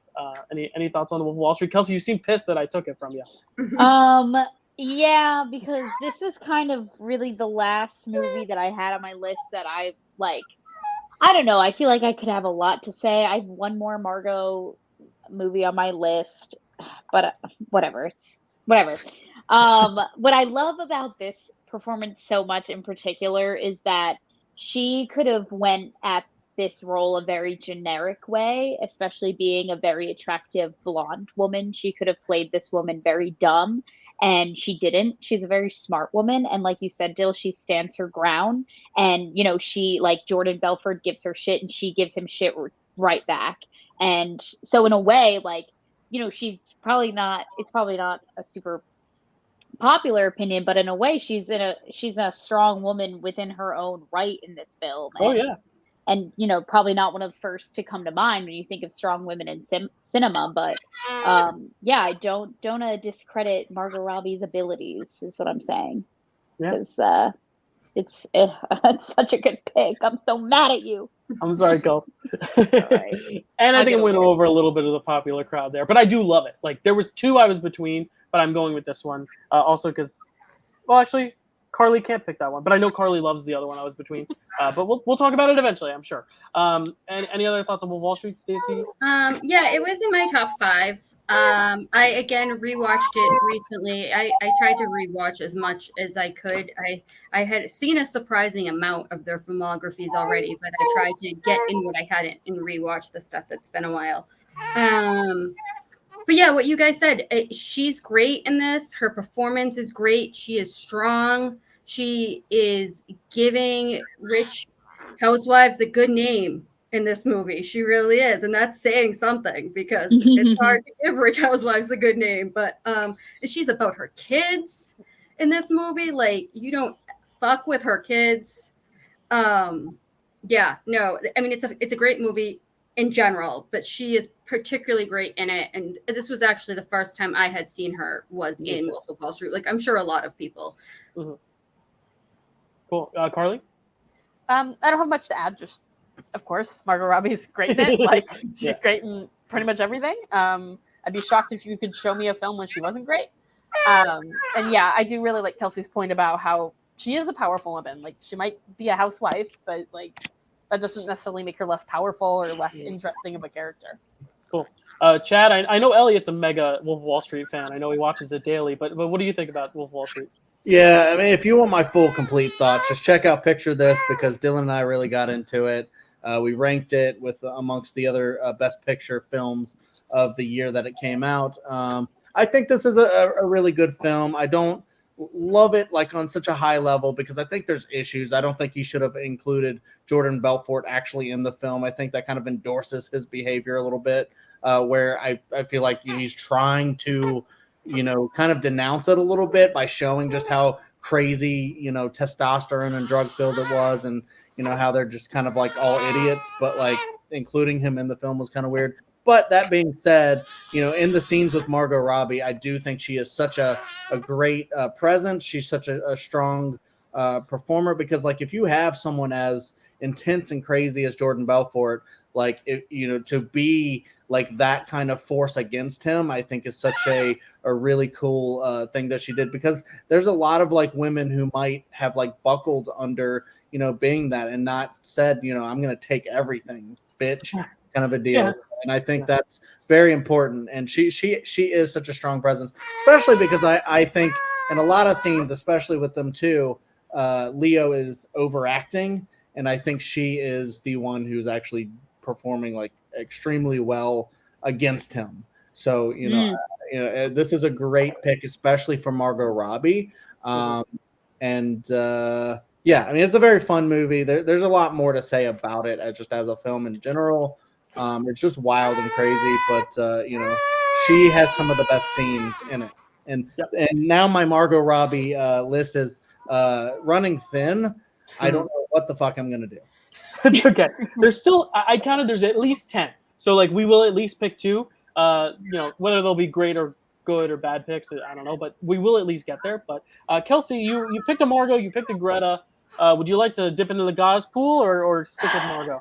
Well, I'm nervous now because I really only have one more Margot on my list, and if it goes, I'm like SOL, you know? That's code for shit out of luck, in case you weren't clear. So I think I think I should be okay with my Ryan Gosling movies, or at least I hope I'm gonna be okay. Who knows? So I'm gonna take my last Margot. And this is another, it kind of works out because this is another movie that makes me go, yay, women, even though I may not necessarily agree with all of the women featured in this film. It's still a star-studded cast. And it's going to be Bombshell. Yep. God damn it. I knew you were going there. As soon as you said that, I was like, oh, she's dropping a bomb on the draft. It's funny because I said that earlier, but I didn't pick Bombshell. That would have been a better segue. Who we got? It's Charlize Theron. Charlize Theron, Nicole Kidman, like Kristen Kate Wiig. McKinnon's in there. Yeah. John Lithgow playing the most disgusting person ever. Yeah, crazy story, really well acted. Allison Janney's in this. Oh my god. Like we got so much good things happening in this movie. It's not a rewatchable movie just because of what it's about. I rewatched it for this draft because I liked it so much the first time. No, it's so good. It's enjoyable, and you can appreciate the talent and how well it was made and everything. But just, hearing about how these men in real life are like watching how them just be gross and knowing that they are gross in real life and will have continued to be gross is just so upsetting. But yep, this is my second Margot pick. So there you guys go. Yeah, Stacy. This was in my number 2 spot before I rewatched Once Upon a Time in Hollywood. Despite the subject matter, I did rewatch it. It is infuriating to watch because they do such a good job at bringing it to life. Yeah. It ruined She Said for me. When I saw She Said, all I could think is Bombshell's doing this so much better. Margot is excellent. She has this one scene at her cubicle when Charlize as Megyn Kelly confronts her like for the first time, and she's so good. And like she in a way plays a character that like on paper I would definitely dislike. But the way she does it, again, she makes her sympathetic. She gives her heart. And she makes me want to root for her to do the right thing and to, get closure and get what she can out of the situation in the end. Yeah, no, I love it. I think it's a great movie. It's another one of those situations that was in the news and I was aware of, but never dove deep into. And so this brought a lot more of it to light. And I highly recommend Bombshell to anyone who hasn't seen it, but maybe see She Said first if you're interested in both, because Bombshell is so much better. It's funny because I don't know if I'm the opposite. I like both, but I was more drawn to She Said, maybe only because of where and how I saw She Said. I don't know. Maybe I have to watch Bombshell again. But she is the best part of it, I think. Margot, like I love her in that movie. She's so good. They're all good. Charlize Theron is almost unrecognizable, and it you can the way they make her face more pointed, and then what she's doing with her voice is so impressive to me. Like I just look at it going, I can see her in there. I can, but at the same time, it won Best Makeup, right? I think it won Best Makeup, and it's funny because hair and makeup. Yeah, so I think her makeup is so good, Charlize Theron, but then Nicole Kidman's fake chin is so noticeable. Where I'm like, how is this so good? But this is just like a Halloween store because that's all the time and money went to Charlize's makeup. Like, oh yeah, Nicole, we got to give you a fake chin and make you look like the Wicked Witch of the East. All right, Party Blades, thoughts on Bombshell? Yeah, Bombshell, pretty party pick. It's one of those things that, I mean, it was definitely probably one that I was going to pick like next because it is running a little bit thin. But I will say, like, this film, I remember like the big like hype was kind of like the makeup and stuff like that, and like look at Charlize Theron's transformation. Same thing with like Monster and other things. I think she's such a good actress. I don't think that they need, like, she's one of my favorite actresses. I don't think they need to really like dress her up that much. Like, I think she could have just played the character like as herself. Like, I think like the gimmick with the makeup and all that stuff like was the big sell for the movie. And I think that the actual like execution of the film wasn't as good. But that being said, I do think Margot's fantastic in it. Any scenes that you watch where like a woman in the film industry is being like taken advantage of, or just like you're not there for that and this is what's happening now, is just so uncomfortable. There's like a really good scene about that in Barry, if you ever watch that show.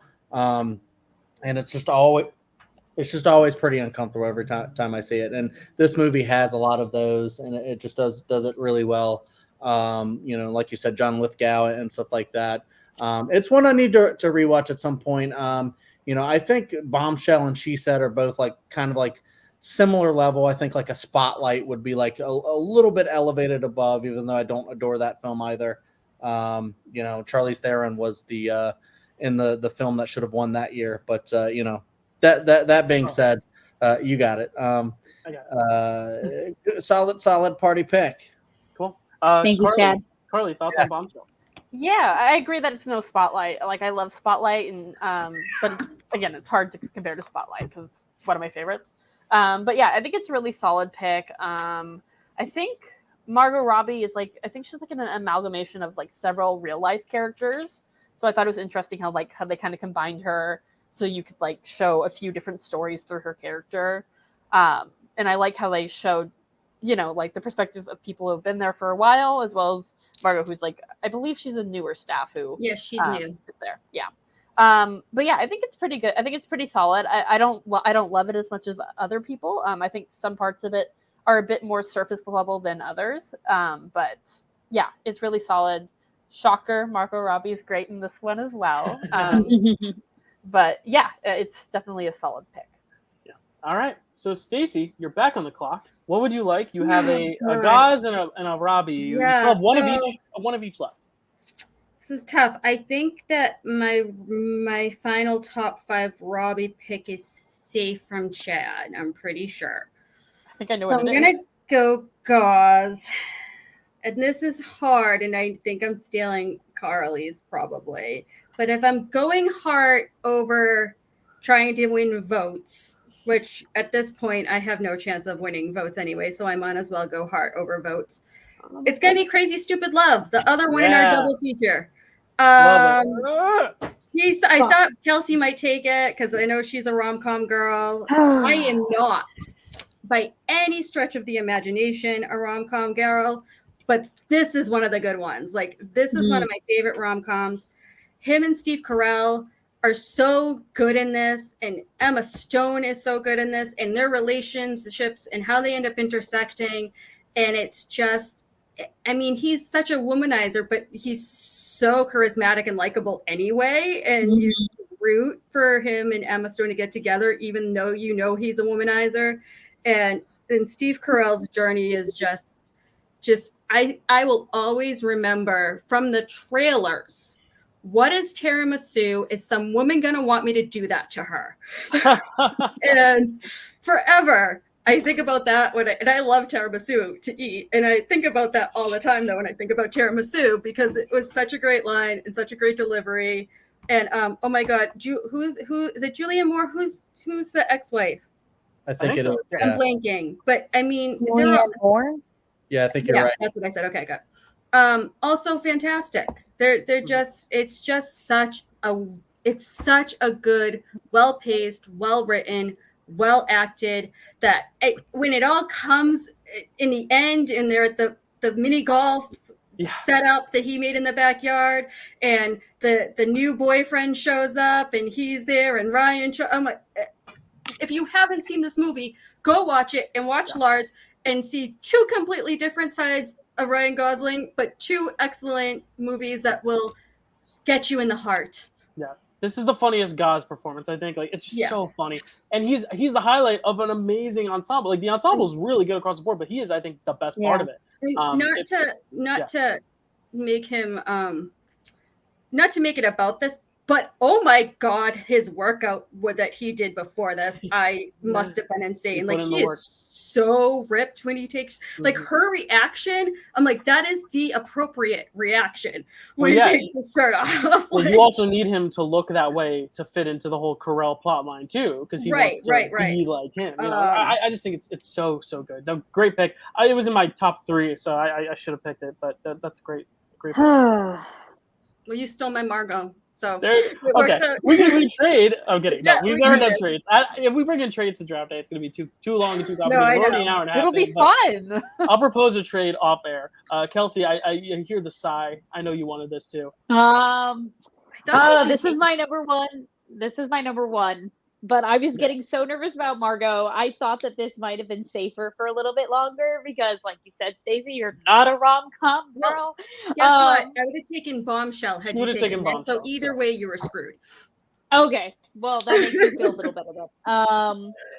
Yeah, I feel like they try to do this all the time with movies where they stack up the cast like full of stars and then they try to do like the interconnecting stories. And I feel like this is the only one that does it really, really well, where you get the reveal that Emma Stone turns out to be Steve Carell's daughter. And then he walks in and he's like, you can't be dating this guy. This is not the guy that you with. And you understand where he's coming from.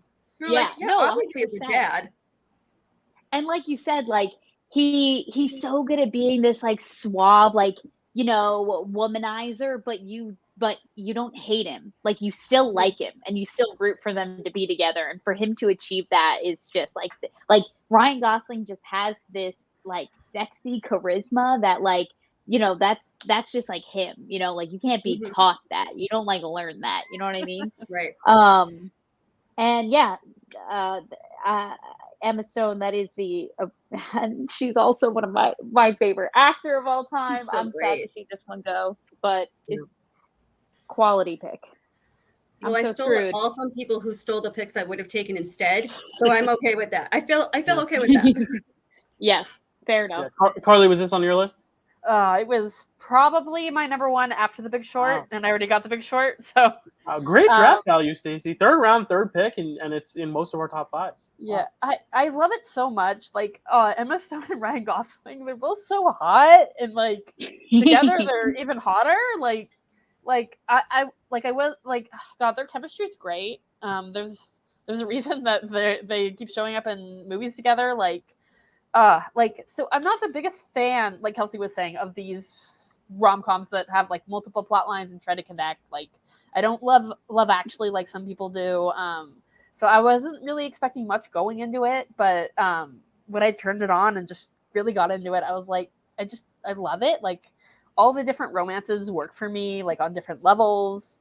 I think it's really great. I like how they introduce Emma Stone like early, and then you go away from her for a little bit, and then she comes back and just kind of jumps on Ryan Gosling, and then they fall in love in one night talking, and it's really sweet. And I also really like Steve Carell and Gosling's dynamic. Like, they're friends, and it's really cool to see them like get closer. And that chaotic conclusion where they're all in the backyard, and it's just because going into it, you're like, okay, this is going to be really bad. And then it gets even worse. It's like, oh no. Like, I was watching this with Stacey, and I think in the chat, I just kept being like, oh no. Oh no. Oh no. Just kept getting worse. I do love that one little moment where Gosling takes his watch off, and I'm like, oh, he's going to punch this guy in the face. And he does, and it's great. Like, Ryan Gosling is so good in this film, and I love how he like kind of plays a dick, but like you still believe he really cares about Emma Stone and that he's changed his ways and really wants to be with her. Like, there's a very easy way to play that and not make it make sense or be well written. But I think this one really sells it. And oh God, I love it a lot. Like I love, like, some rom-coms don't really work for me, but like this one, when a rom-com really works for me, like it really hits. And I absolutely love this one. I want to say two more things, and then I'll let Chad talk. One is, again, going back to, I'm not a rom-com girl, but this one's like one of my ultimate favorites. Back when I had a DVR and cable, I had recorded this off of a movie channel or whatever, and I wouldn't let anybody delete it. I was like, no. I was like, nope, that is stink. Like, I think it was probably on the DVR when I returned it to Comcast, probably still, because I just wanted it available at all times to rewatch. Also, I love that we have a makeover scene with two guys instead of two women, where they go and they're shopping and Steve Carell's trying on outfits and Ryan's like, no. And that's so fun, because that's such a trope in rom-coms with the women, but here we get it with the men. Yeah, I like to believe it's the Barbie demo reel for Ken. But we see, I haven't seen it yet, so we'll see if that's true. Party Blades, thoughts on Crazy Stupid Love? Yeah, pretty party film. Stacy hit on the whole thing about, you got the Steve Carell kind of she's all that, but it's a he's all that kind of party mix there. And the cool thing too is I think it does a lot of really great stuff with the characters. I do love rom-coms. If we ever do a rom-com draft day, I'm so in on that. Because I just think like the great romances in film can really hit you in the feels, if you know what I mean. But yeah, going back to the party stuff, Goss in this movie he's such a party boy, and he loves to pick up on all the chicks, and he's just doing such a good job with it. That's such a party thing to do, if you ask me. So I love him in this movie, and he's really crushing it. I think Karly, even though she loves the film, actually kind of hit on some of the negatives a little bit for it. Is that I do think a lot of the plot lines aren't like edited as well as they could be, and like mixed together and stuff like that. So sometimes I'm like kind of thinking that it drones on just a little bit. But I mean, that being said, I think even like a much lesser film that could have ruined it, but I think it does have such great like star power and just great acting and stuff in it, and great moments with the characters. And just anytime Goss and Emma Stone are just on screen together, it's just electrifying, because they're just such a great team. I love them, and I really like this film as well. So it's a great party pick. Cool. All right, Karly, you're up. What's going to be your next party pick? You've done your Margos. You went Big Short for Margot, so you do have two guys, one Gerwig. If you hadn't, you could have Crazy Stupid Love right now, because I I would have taken that. But it's worth it. I don't know that anyone would have taken the Suicide Squad for me, but like, I kept thinking about it and I kept worrying about it during the week. I was like, I can't lose that one. I need it. So picking with my heart more than strategy, but that's okay. So I am worried about that Gerwig Baumbach category right now. I'm looking at it and I'm like, just a contest, see who picks it, me or Stacy first.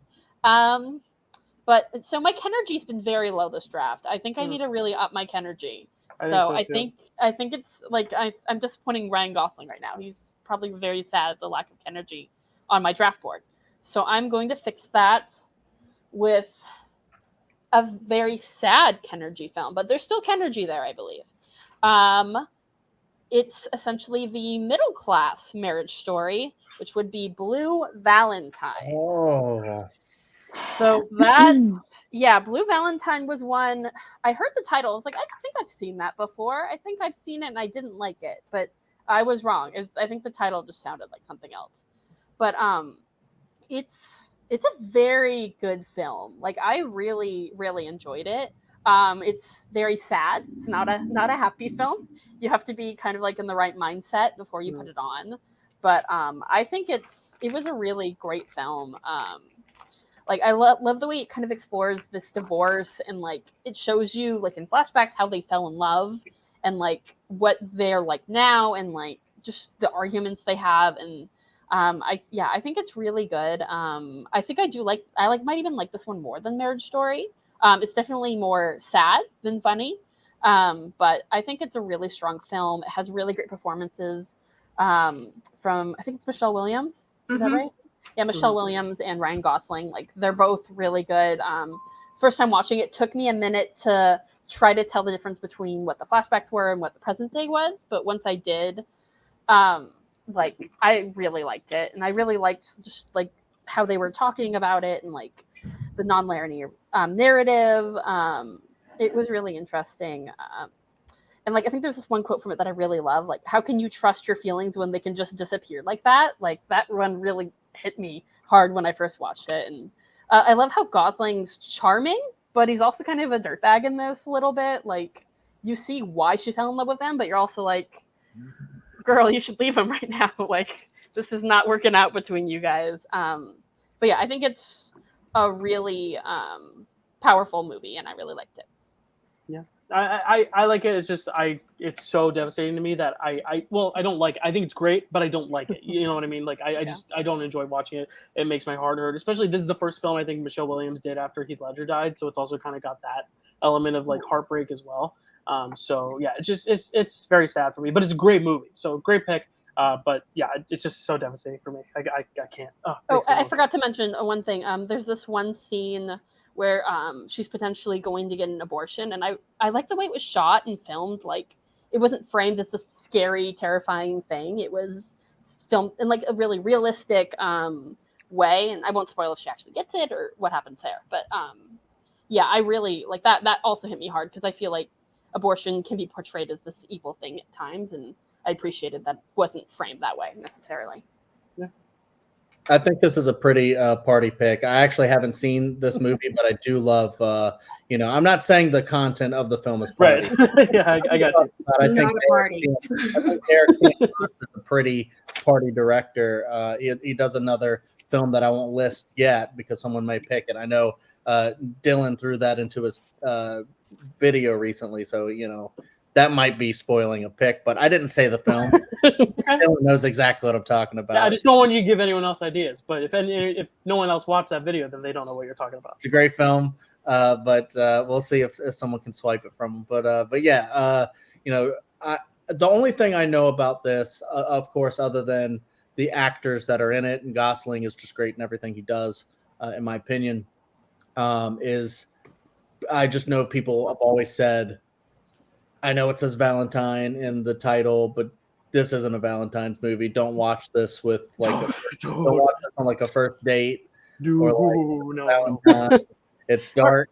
Maybe spice up the relationship. Imagine sitting down on Valentine's Day with like your new boyfriend or girlfriend and be like, let's watch this. It's got Ryan Gosling and Michelle Williams, Blue Valentine. Oh my God. You'd be like, That'd be the shortest date of your life.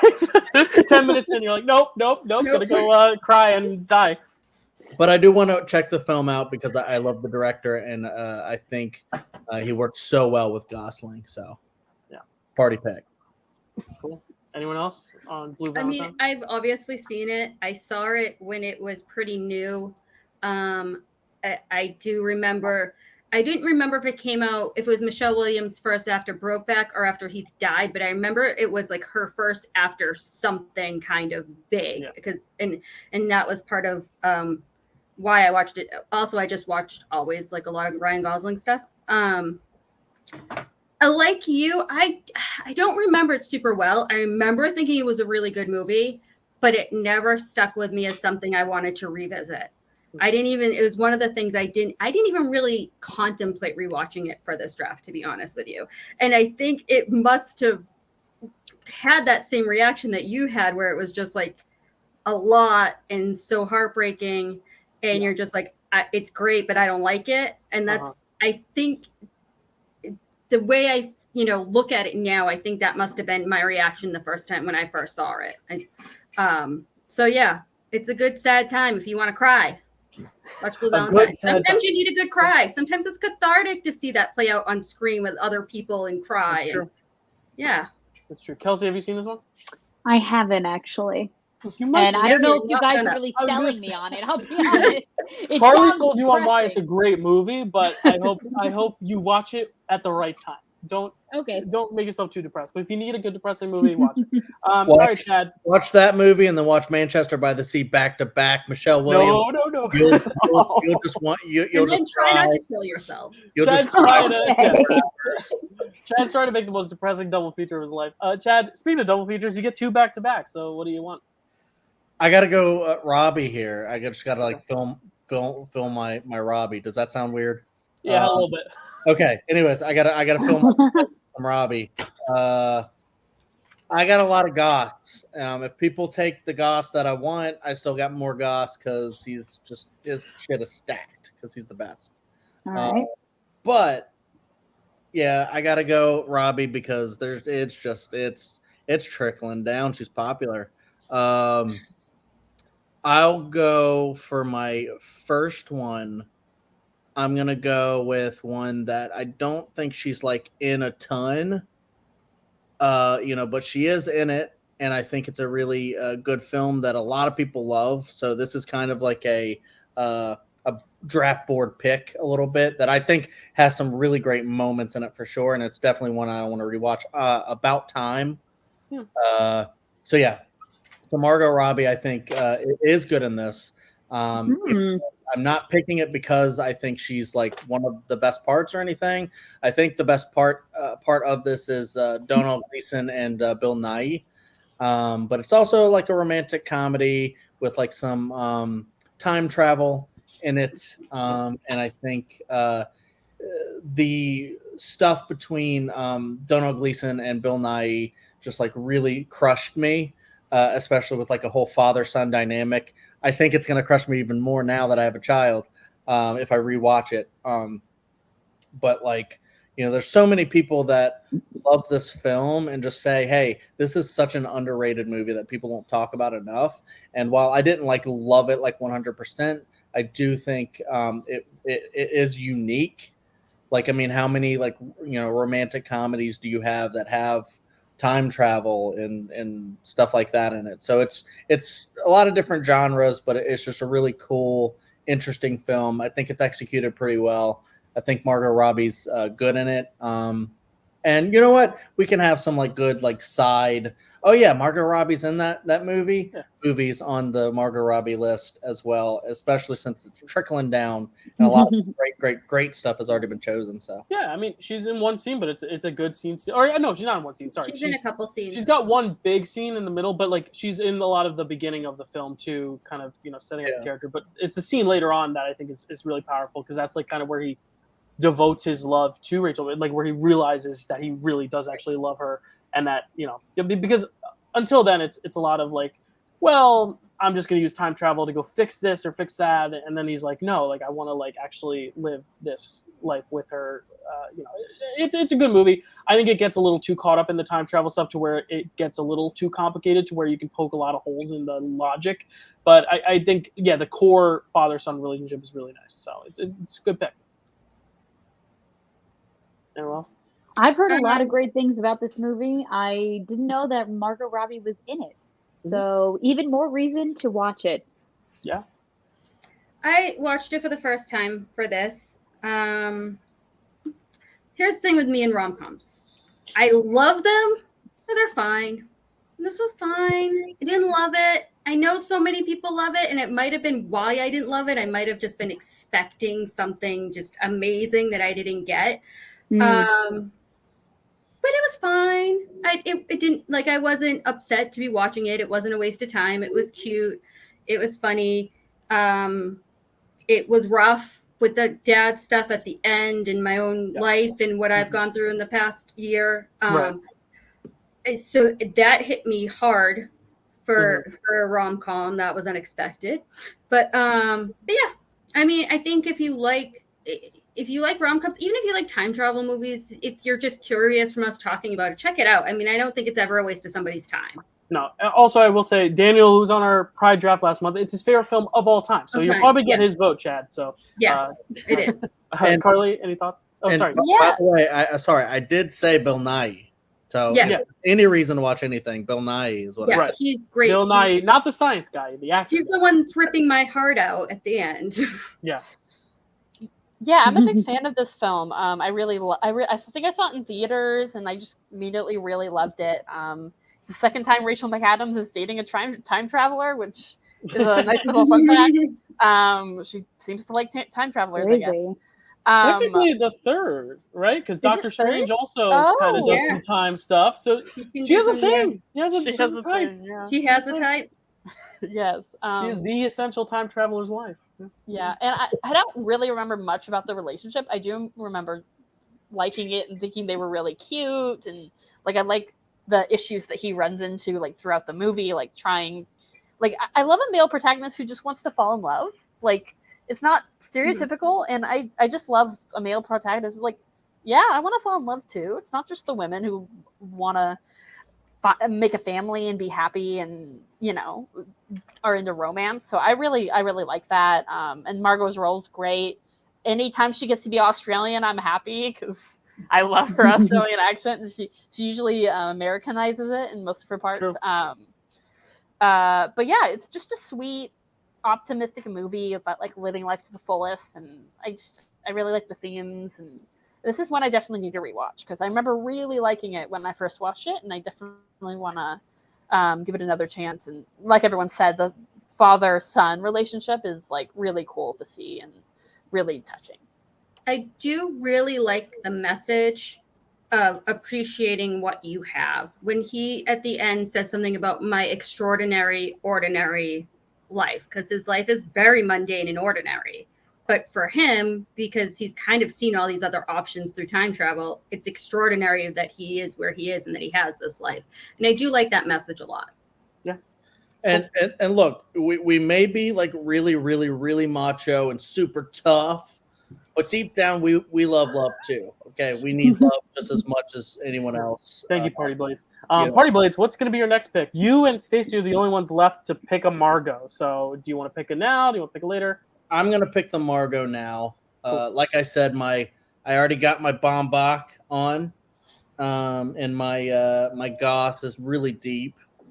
It's really deep with the Goss up in there. So yeah, I'm gonna go with a movie I haven't seen. No.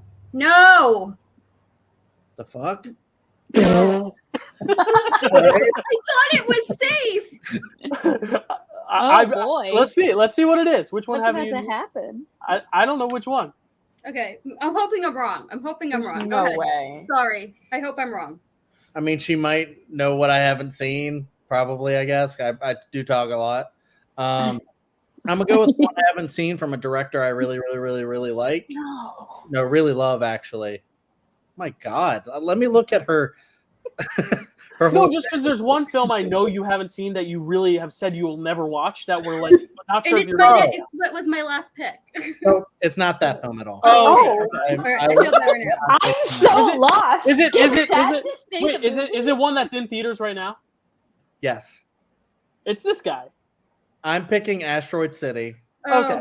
Yeah. Oh, I forgot about I that, or I would completely have forgot known. about that because I worry. don't watch Wes Anderson. Yeah, I forgot about that. Look, I know the one that you're talking about, and I would never pick that. I've seen like a third of it. I really don't like it. We'll get to it if someone picks it, but she's probably, I don't know, she might be better in that one.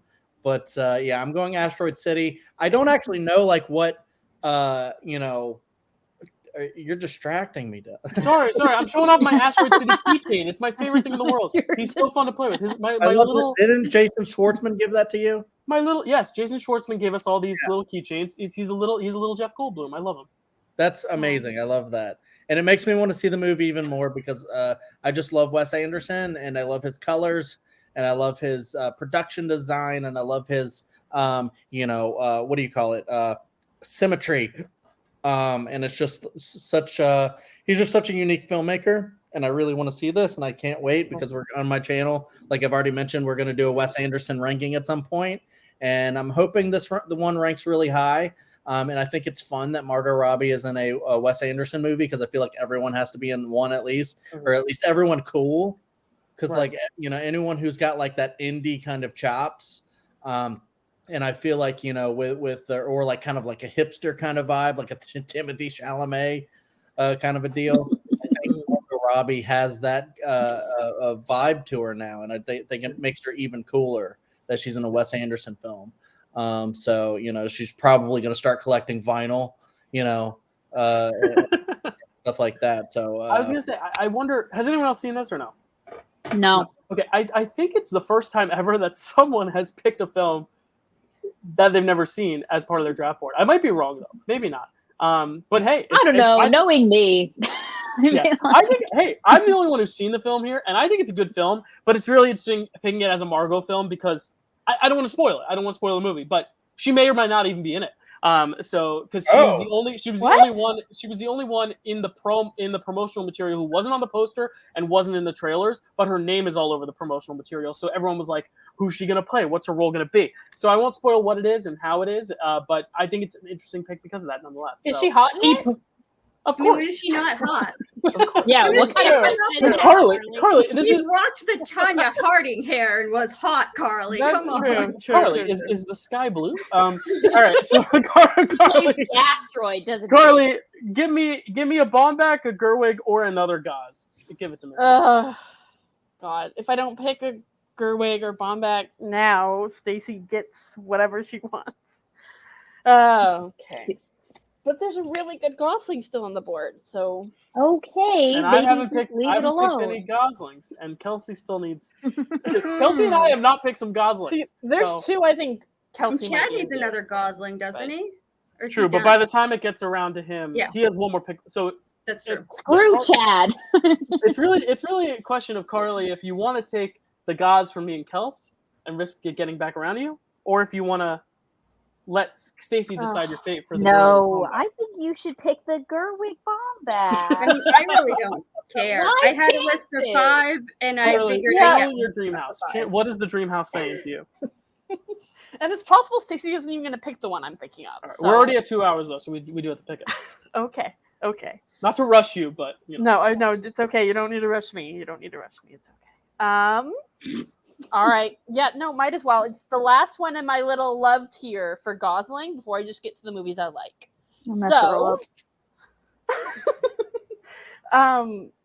It's The Nice Guys. Nice. Was that your pick, Kelsey? Oh. No, it's fine. I'm relieved. It's relief happening. Was that your pick or not? No, it wasn't. Oh, I know what your other pick is then. Okay. Great. Let's keep it under wraps, Karly. Well, Kelsey, Stacey's already taken her 2 Gauze, and then it's you. So really, you don't have to worry about losing it. Are you sure? You're right now. You're right. Okay, sorry. Karly, talk about the time is yours. The Nice Guys is it's a really good film. I remember the first time I put it on, I didn't really know much about it. Just knew it was a comedy. I was like, okay, let's see. It's just it's so funny. It's such a funny film. Like I was just watching it. I was watching like the end with my brother the other day, and he was just laughing his head off. And it's just like I love like how many like subtle, hilarious lines that you might just miss if you're not paying attention, but are just very funny. The performances are great. Like it's a fantastic buddy cop comedy, and like who I can't remember the name of the actress who plays his daughter, but she is fantastic in this. Like she has me laughing throughout. Like she's awesome and such a fun little character. I love it. I love it so much. Just like the little subtle lines, like what was it? Oh, he says something that to someone's like calls him Buddy, and he's like, "How'd you know my name was Buddy?" And that one just kills me every time. Like it's such a stupid joke, but I just love it so much. Like not all the jokes really hit, but the ones that do just like kind of catch you off guard. Like I said, the performances are great. Like I didn't love it as much on rewatch as I did the first time, but it's still like a really cool comedy, and like it has that thriller aspect of it where you're trying to figure out the mystery, and it's just great. Like Gosling's fantastic in it. Russell Crowe's great. Like it's just an amazing film. I really loved it. Yeah. It's funny. Kelsey and I have covered Shane Black movies all over our podcast, but this is the one we really haven't. But I honestly, I've seen it, but I've only seen I've seen it, but it was at a point in my life where I was watching movies on dates, so I wasn't seeing it. So I need to watch it for real. That's all I'll say. It's the only Shane Black film I've ever seen, so I really need to fill in those gaps for me. Mm-hmm. All right, Party Blades. This is such a party pick. I wasn't on screen, but I would have flipped the fuck out, lost my shit.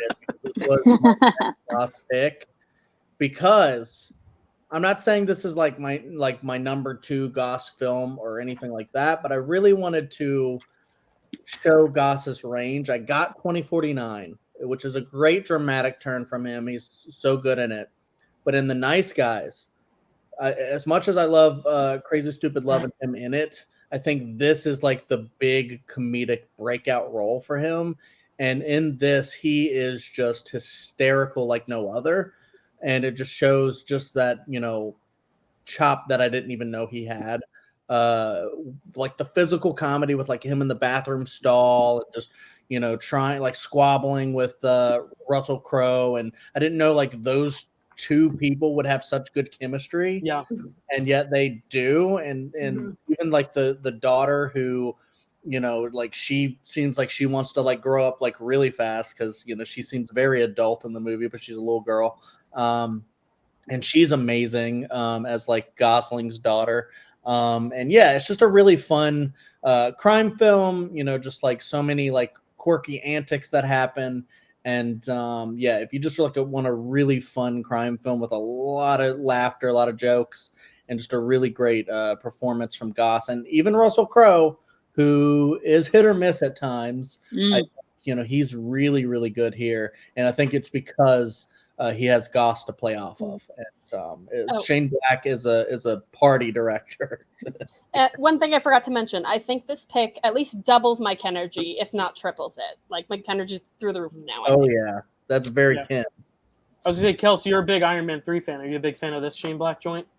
I've never seen this one. I didn't know it was cool. Shane Black until you just said it right now. For some reason, I think in my head I was confusing this movie for Dirty Grandpa. Guys? Oh no. Okay. And that's what I was thinking too, the other guys. Your movie makes so much more sense because I thought the older guy he was with was Robert De Niro, but I think I'm thinking Dirty Grandpa with Robert De Niro and Zac Efron. Mm-hmm. So I'll have to check this one out because this one seems much better than Dirty Grandpa. I promise you it's better than Dirty Grandpa. All right. And I love Aubrey Plaza, but Dirty Grandpa's not it. Stacey, any thoughts on Nice Guys? I mean, it's pretty much all been said. I did rewatch it for this. Like Karly, I think I liked it more on my first watch, but I think part of that is just like the headspace I was in my second watch. I had to get them out anyway. But yeah, it's fun. It's funny. The chemistry between Russell Crowe and Ryan Gosling is surprising and fantastic and really sells the whole movie. And it's a fun watch. It's got a lot of things going for it in terms of genre with the comedy and the crime and the mystery and all of that. So great. All right. So Stacey, we're going to continue with you. What is going to be your you need one more Margot and one more and a Gerwig Baumbach. So when Chad was saying he was picking what he hadn't seen, I was so sure when I picked Gosling again that my other Margot would be safe from him, which is why I freaked out because I was having like Lord of the Rings thinking he's going to pick the Cornetto trilogy first flashbacks of like getting so disappointed. That's why I was like, no. Yeah. I just was like such a guttural response. But anyway, I mean, this was like the latter end of my list, but for what's left, I'm going to take Babylon. I've only seen it the one time in the theaters. I did not rewatch it. I did see it at a time when I needed an escape in a movie more than I needed anything else in the world. And it gave it to me. For the 3 hours I was in that theater, I was not thinking about all the shit I needed to escape from. And it was fantastic. So I loved that movie. I didn't care about its flaws. I didn't care that we went on some weird tunnel adventure with Tobey Maguire. And Tobey Maguire fighting an alligator is the best thing in cinema. Yeah, I was like, whatever. I don't care. I am existing outside of my own thoughts right now. And that's what I needed. Margot is so amazing in it. She is just, first of all, like, hello, like the sun hot. Like just crazy hot in it. Brad Pitt is so good in it. Like it didn't feel its runtime. I think it's something that would feel its runtime on rewatch for me.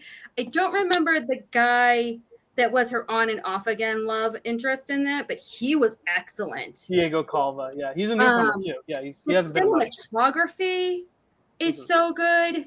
the party scenes in the beginning with the cinematography shots from above and in the sets when they went and showed all the different sets. Oh my God. And her doing that scene over and over again, like that should have gotten boring real quick. And it did not like at all. And yeah, I mean, I didn't love the weird ending montage thing. Like I could have lived without that. I was like, what are they doing now? Like don't ruin this.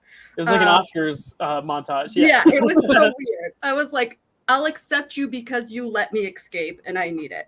But yeah, so Babylon, that's my pick.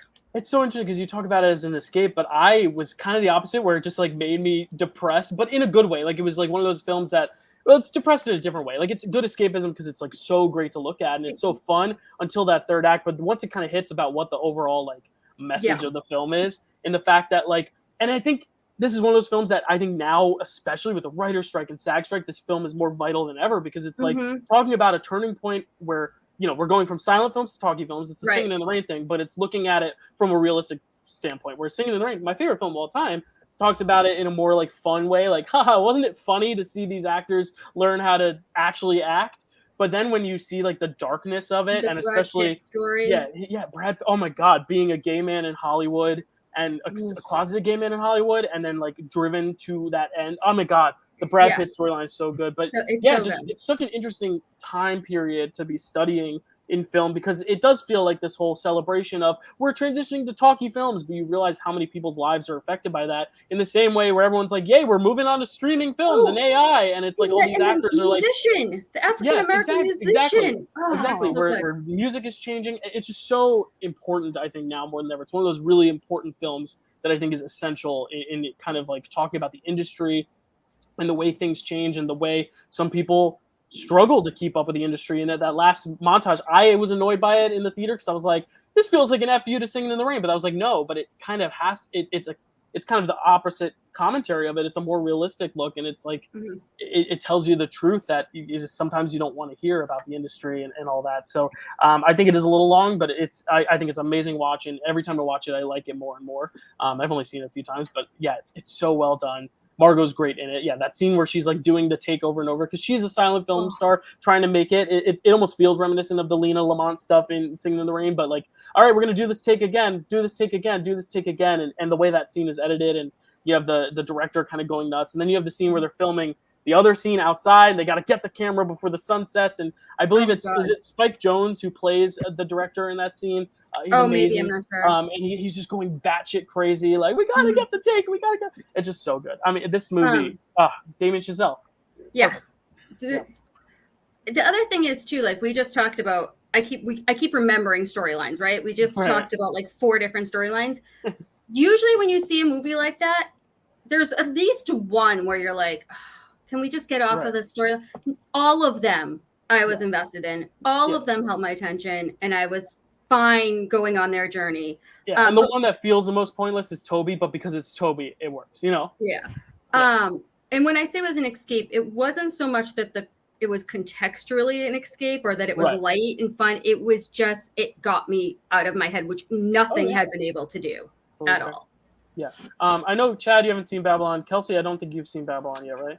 No, I wanted to. It was like one of those movies where I was like, I feel like this is going to be like the next big picture, like Best Picture nom. It like had that energy going with it. And I meant to watch it and see it, but I saw that it was 3 hours. And then my friend was like, oh, I can't go to a 10 o'clock viewing of a 3-hour movie. I do have to be up for my job at 6:30 a.m. tomorrow. So then we decided on something else. So, but I almost saw it. Gotcha. And Chad, anything to say, though, even though you haven't seen it? Yeah, I've seen about a third of it now. Oh, right. That's right. Because, it was on streaming. 1 hour? So like, I might as well. What? So 1 hour of it? Yeah, I've seen about 1 hour of it. Gotcha. Even though this movie has like parties in it, I don't think it's a party film. As much as I love crazy Damien Chazelle as a director, I think this is a big step down from him. So obviously, I'm the party pooper in this little bit of a round. Not the only pooper though in Babylon. I know exactly. I think that's one of the big reasons. It's like it feels like it's so lavish. I feel like the commentary gets like a little bit lost. I feel like the set design. an hour of this movie, I'm like, I don't even know what the fuck's going on, and I feel like within the first hour, you should at least be able to tell what's going on and care about anything in the movie, and I just didn't. And so I feel like, maybe it is one of those movies where if you watch it like in a theater for the 3 hours, maybe you can have fun, kind of like it's a little bit of a fever dream. But it's one of those where it did kind of like Blade Runner 2049. It did bomb, but I don't think it's anywhere near as good as that. So I feel like it makes sense that it bombed. Like the score. I can't believe I didn't mention the score. The score didn't win because it's not as good as the war score that actually won. Which is I've seen both movies and I disagree, but we don't need to debate that here. I fucking love the score so much. The set design and the score I love. Anyway, sorry, I can't believe I forgot that. I'm in the middle where like I didn't like either score, so I liked the women talking one most, and that didn't even get nominated. But Great that's score. another debate for another time. But Karly, any thoughts on? Yes, on that I have a lot of thoughts. I love this film. I love it. Like there are parts of it I'm like, okay, that didn't need to necessarily be there. Like I didn't love the Tobey Maguire stuff as much. It felt a bit. It doesn't matter. I'm going to talk about the stuff I love. There's so many parts in this film that are done so well that I have a hard time just dismissing it, even if there are parts that I don't love, like all the parts we've talked about, like when Margot Robbie is just doing that scene again and again and again, and I was watching it, and I am biased. I was like, she's doing great. She's fine. She just needs some time to get used to it. And it's like, no, that's not how you're supposed to read that scene. She's not doing great. But I was just like, she's doing great.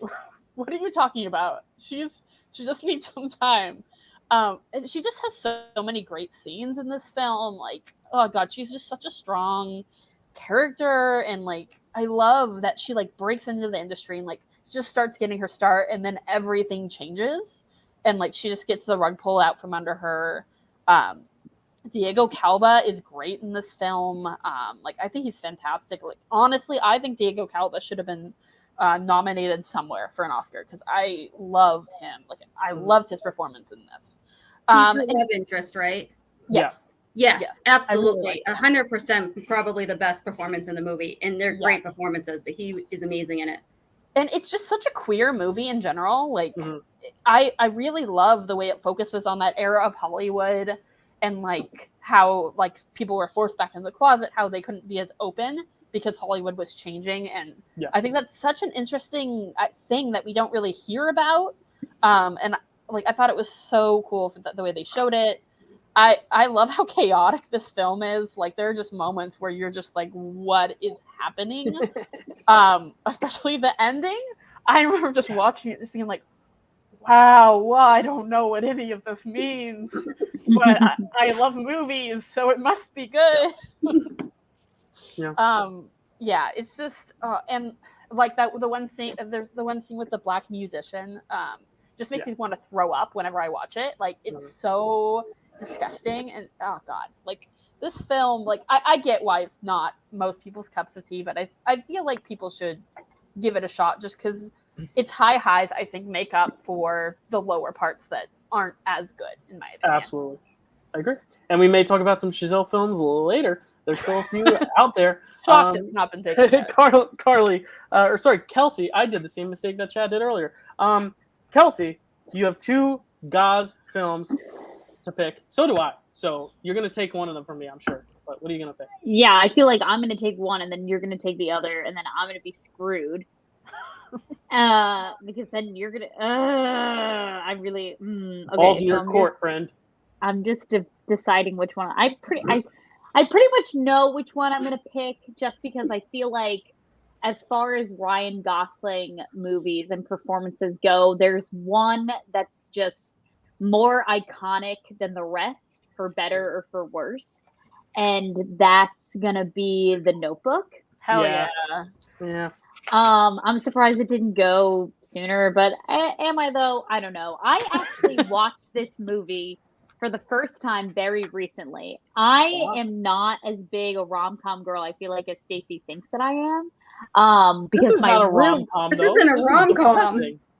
yeah, but like It's a a rom. romance, A you could chick call flick. it A that. chick flick. It's a chick flick, yeah. They live in the same world. They live in the chick same flick, yeah. realm in my Yeah. rhyme, Yeah. in my mind. And so my roommate Lily is way more of a rom-com romancy girly than I am. And so I had revealed to her, I think it was around Valentine's Day, when we were like looking for good romance movies. I revealed that I had never seen it. And she said, "Okay, great, we're watching it right now." And I did cry my little eyes out. And because obviously I had heard the iconic quotes and I know the scene where he's just like, "What do you want? What do you want?" And it's but it's an emotional roller coaster, and it's very sweet, and it's two great performances from Ryan and Rachel McAdams.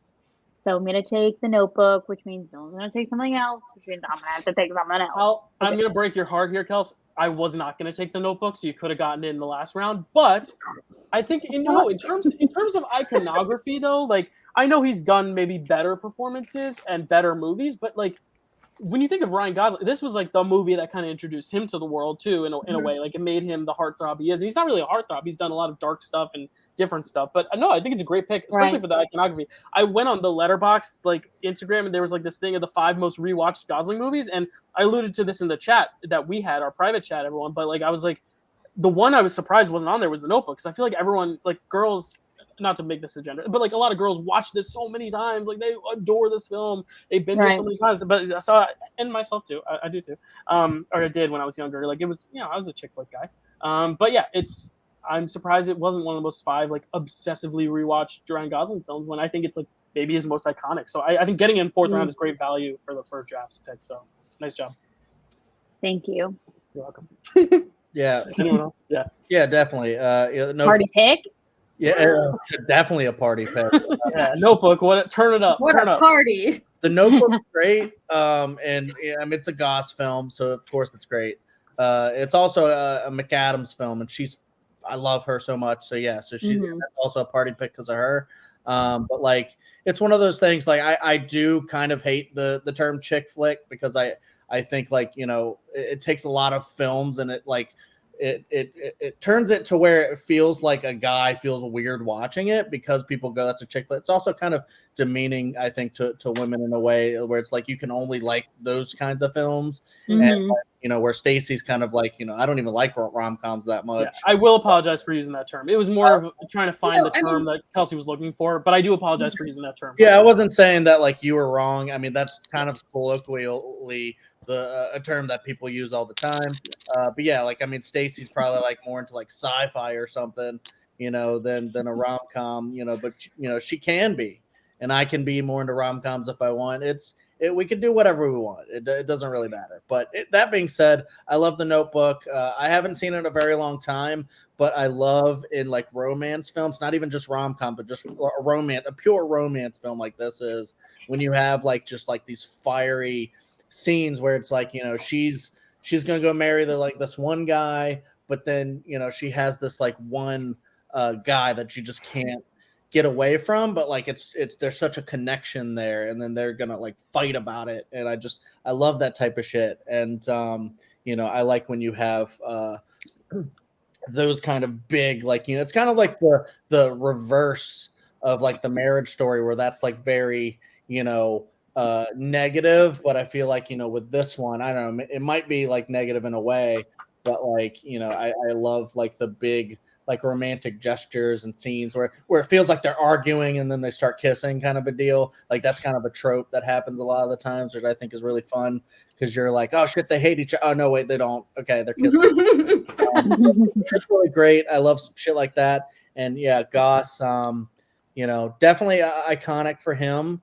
I feel like this did kind of put him on the map, and made him kind of like the heartthrob that he is and should be. To get him into roles like Crazy Stupid Love, where he's very different kind of romance guy. But yeah, I love The Notebook. Party pick, Kelsey. Cool. Anyone else? Thank you. Is it Carl? What is it? What? Sorry. So it's funny because this was not on my list, and I actually kind of forget about it all the time. but I've seen it so many times that I can picture like 100 scenes in my head right now as we're talking about it. When it was new, I watched it quite a bit. It was probably the first, I don't know, it was the first Ryan Gosling movie I saw, but it was the first one where I was aware that he was Ryan Gosling, if that makes any sense. Like, after this movie, I knew who he was going forward. I don't love it anymore. At a certain point, I don't know. I think I outgrew it, maybe, if anything, if that makes sense. I don't know. But I get it. Like, I get why somebody would love it. I get why somebody would pick it. I get why somebody would watch it over and over again, like I used to do. So, yeah. Great. Karly? Yeah. I don't love this film, but I do really like it. Like, I think it's, I do want to rewatch it at some point because it's been a little bit since I've seen it. But I agree with Chad. I really love when couples are arguing and then they just randomly kiss. And there's a lot of that with Ryan Gosling and Rachel McAdams in this. Nicholas Sparks, baby. Yeah, and McAdams keeps popping up in this draft. She keeps showing her face here and there, which is awesome. I do think there are problematic bits to their relationship. Like, the way it starts is really bad. Like, with him threatening to kill himself if she doesn't go on a date. Which is like, no, don't do that. But, like, you know, it's still fun. Like, I really like it. I love enemies to lovers, and they're very much enemies to lovers in this. Like, most of the YA romance I read is enemies to lovers, and I think, like, just their chemistry is undeniable. Like, they're really cute, and, like, you can just sense that chemistry, and, like, there's a reason it's so iconic. Like, they play off each other so well, which is funny because isn't it true that they actors did not like each other on set or something like that? Yeah, like, true? I think they had a little bit of beef, but then by the MTV Movie Awards, they had made up, I think, because they did I don't know if anyone's watched this, but when they won Best Kiss at the MTV Movie Awards, they reenacted it on stage with her running into his arms. It was the most romantic thing I've ever seen in my life. So, oh my God, I'm gonna Google. And if they didn't make up, if they still had beef, then, like, impressive. Like, that's impressive because they pulled that off. They fooled me. Yeah. I mean, their rain kiss is so iconic. Like, I love it. It's, I mean, who doesn't? Maybe I would have picked it. Maybe I would have picked this, Kelsey. Maybe I would have. I don't know. I'll move on to my next pick. Wait, I have one more thing. I need to shout out that one quote that every time just kills me. I want all of you forever, you and me every day. Like, every time I listen to him say that, I'm like, oh God, like, you guys are toxic, but maybe it's like, it just melts me. It's like, okay, let's forget all the toxic stuff. It's great. Great. So moving on, last pick in this round. Wow. I'm gonna speed up a little bit, but I'm gonna pick one. Sorry if I picked this one, Kels, out of your draft lineup, but pick it out of me. I'm picking Moonlight. I mean, sorry. Oh shit. Oh, sorry. You suck, Dyl. Sorry. I'm so sorry. I said the wrong title. No, sorry. Tomatoes. La La Land, in the voice of what's her name? Oh my gosh, why am I blanking on her name? I call that a reverse Karly. What you just did. Dunaway. Yes, I just pulled a reverse Karly. That sounds dirty. I pulled up a reverse Karly and picked some La La Land. Listen, I know it's controversial now because, like, you know, this is one of those films that because it had a pedestal, people like to trash it, but hey, it's great. It's still great. And I know I've seen the movies that inspired it, and I think they're all probably better than it. But that's kind of what I love about what Chazelle does in this movie is, like, he's paying respect to all, like, the influences. And I think we're going to see that a lot in Barbie because if anyone watched that big, like, laundry list of movies that inspire Barbie that Greta Gerwig talks about, I mean, there's a lot of similar ones on there too. Umbrellas of Cherbourg being the main one. And that film obviously wrecks me even more than this one. But this one does have, like, an amazing ending because it feels like the right ending, and sometimes the right ending is not the happy one, and I love how this film preaches that. Yes, I think one of the biggest criticisms of the film is not Gosling's performance, but the fact that Gosling's character probably should have been played by a black actor. I get it. But I think for what we got, I think he flexes a lot of the great comedy chops and dramas. It's really hard to find a Gosling film that is a mix of the two. Most of them are comedy or drama. Laura's and the Real Girl is like one of those exceptions. This is one of those exceptions where you're getting comedy and drama from him. So I think it's really good. I think he sings it really well. He sings in bass baritone, which is not a type of voice part you hear in a lot of these movies. A lot of these leading men, they write him to be tenors, but they write him to be a bass, which is kind of nice. He sings in a nice low octave, which is nice. Yeah, I think it's a dazzling cinematic achievement, and I still enjoy it a lot. And that opening is so amazing with all the cars. So yeah, La La Land's gonna be my pick. Any other thoughts on La La Land? Fucking love this movie. Yeah, party pick. Good. Such a party pick. You picked. We talked about a not so great Chazelle film. Now we're talking about a fire party Chazelle film. I'll stop. I was gonna say because Was my rolling of the eyes too loud? Sorry. It was, but it's fine. I get it. I'm being an asshole. It's fine. But La La Land is a stellar film. Oh shit! What is the Another Day in the Sun? Another Day of Sun. Yeah. I had to show my. Thank you. I had to show my father-in-law and his wife this sequence because I was like, this is like one of the coolest like musical sequences ever. I love Goss and Stone in this a lot. I think they're just fire. I literally just I was like ranking best original songs. I was listening to City of Stars and Audition today, and they're just such great songs. There's a lot of great original songs in this. And just the romance bits are pretty great, and just all the choreography just really nails. And I keep saying this like every time. God, what was I? We did Dylan and Karly, my wife and I. We did like a High School Musical binge recently, and every single time I was like, I want Troy and Gabriella to just start flying up in the air like because I was like, such a great like scene where they just start dancing and flying, and I'm like, I love when stuff like that happens, and I'm like, missed opportunity there, but because he does wear the cape at one point, I'm like, start flying, like give us a Superman a little bit, but they didn't want to go that hard in the fantastical, which I get, but it's kind of like that is kind of like a Singing in the Rain type of thing, going a little bit fantastical there. So yeah, great film. Love it. Anyone else? La La Land. Kelsey, was this the one that you were gonna pick?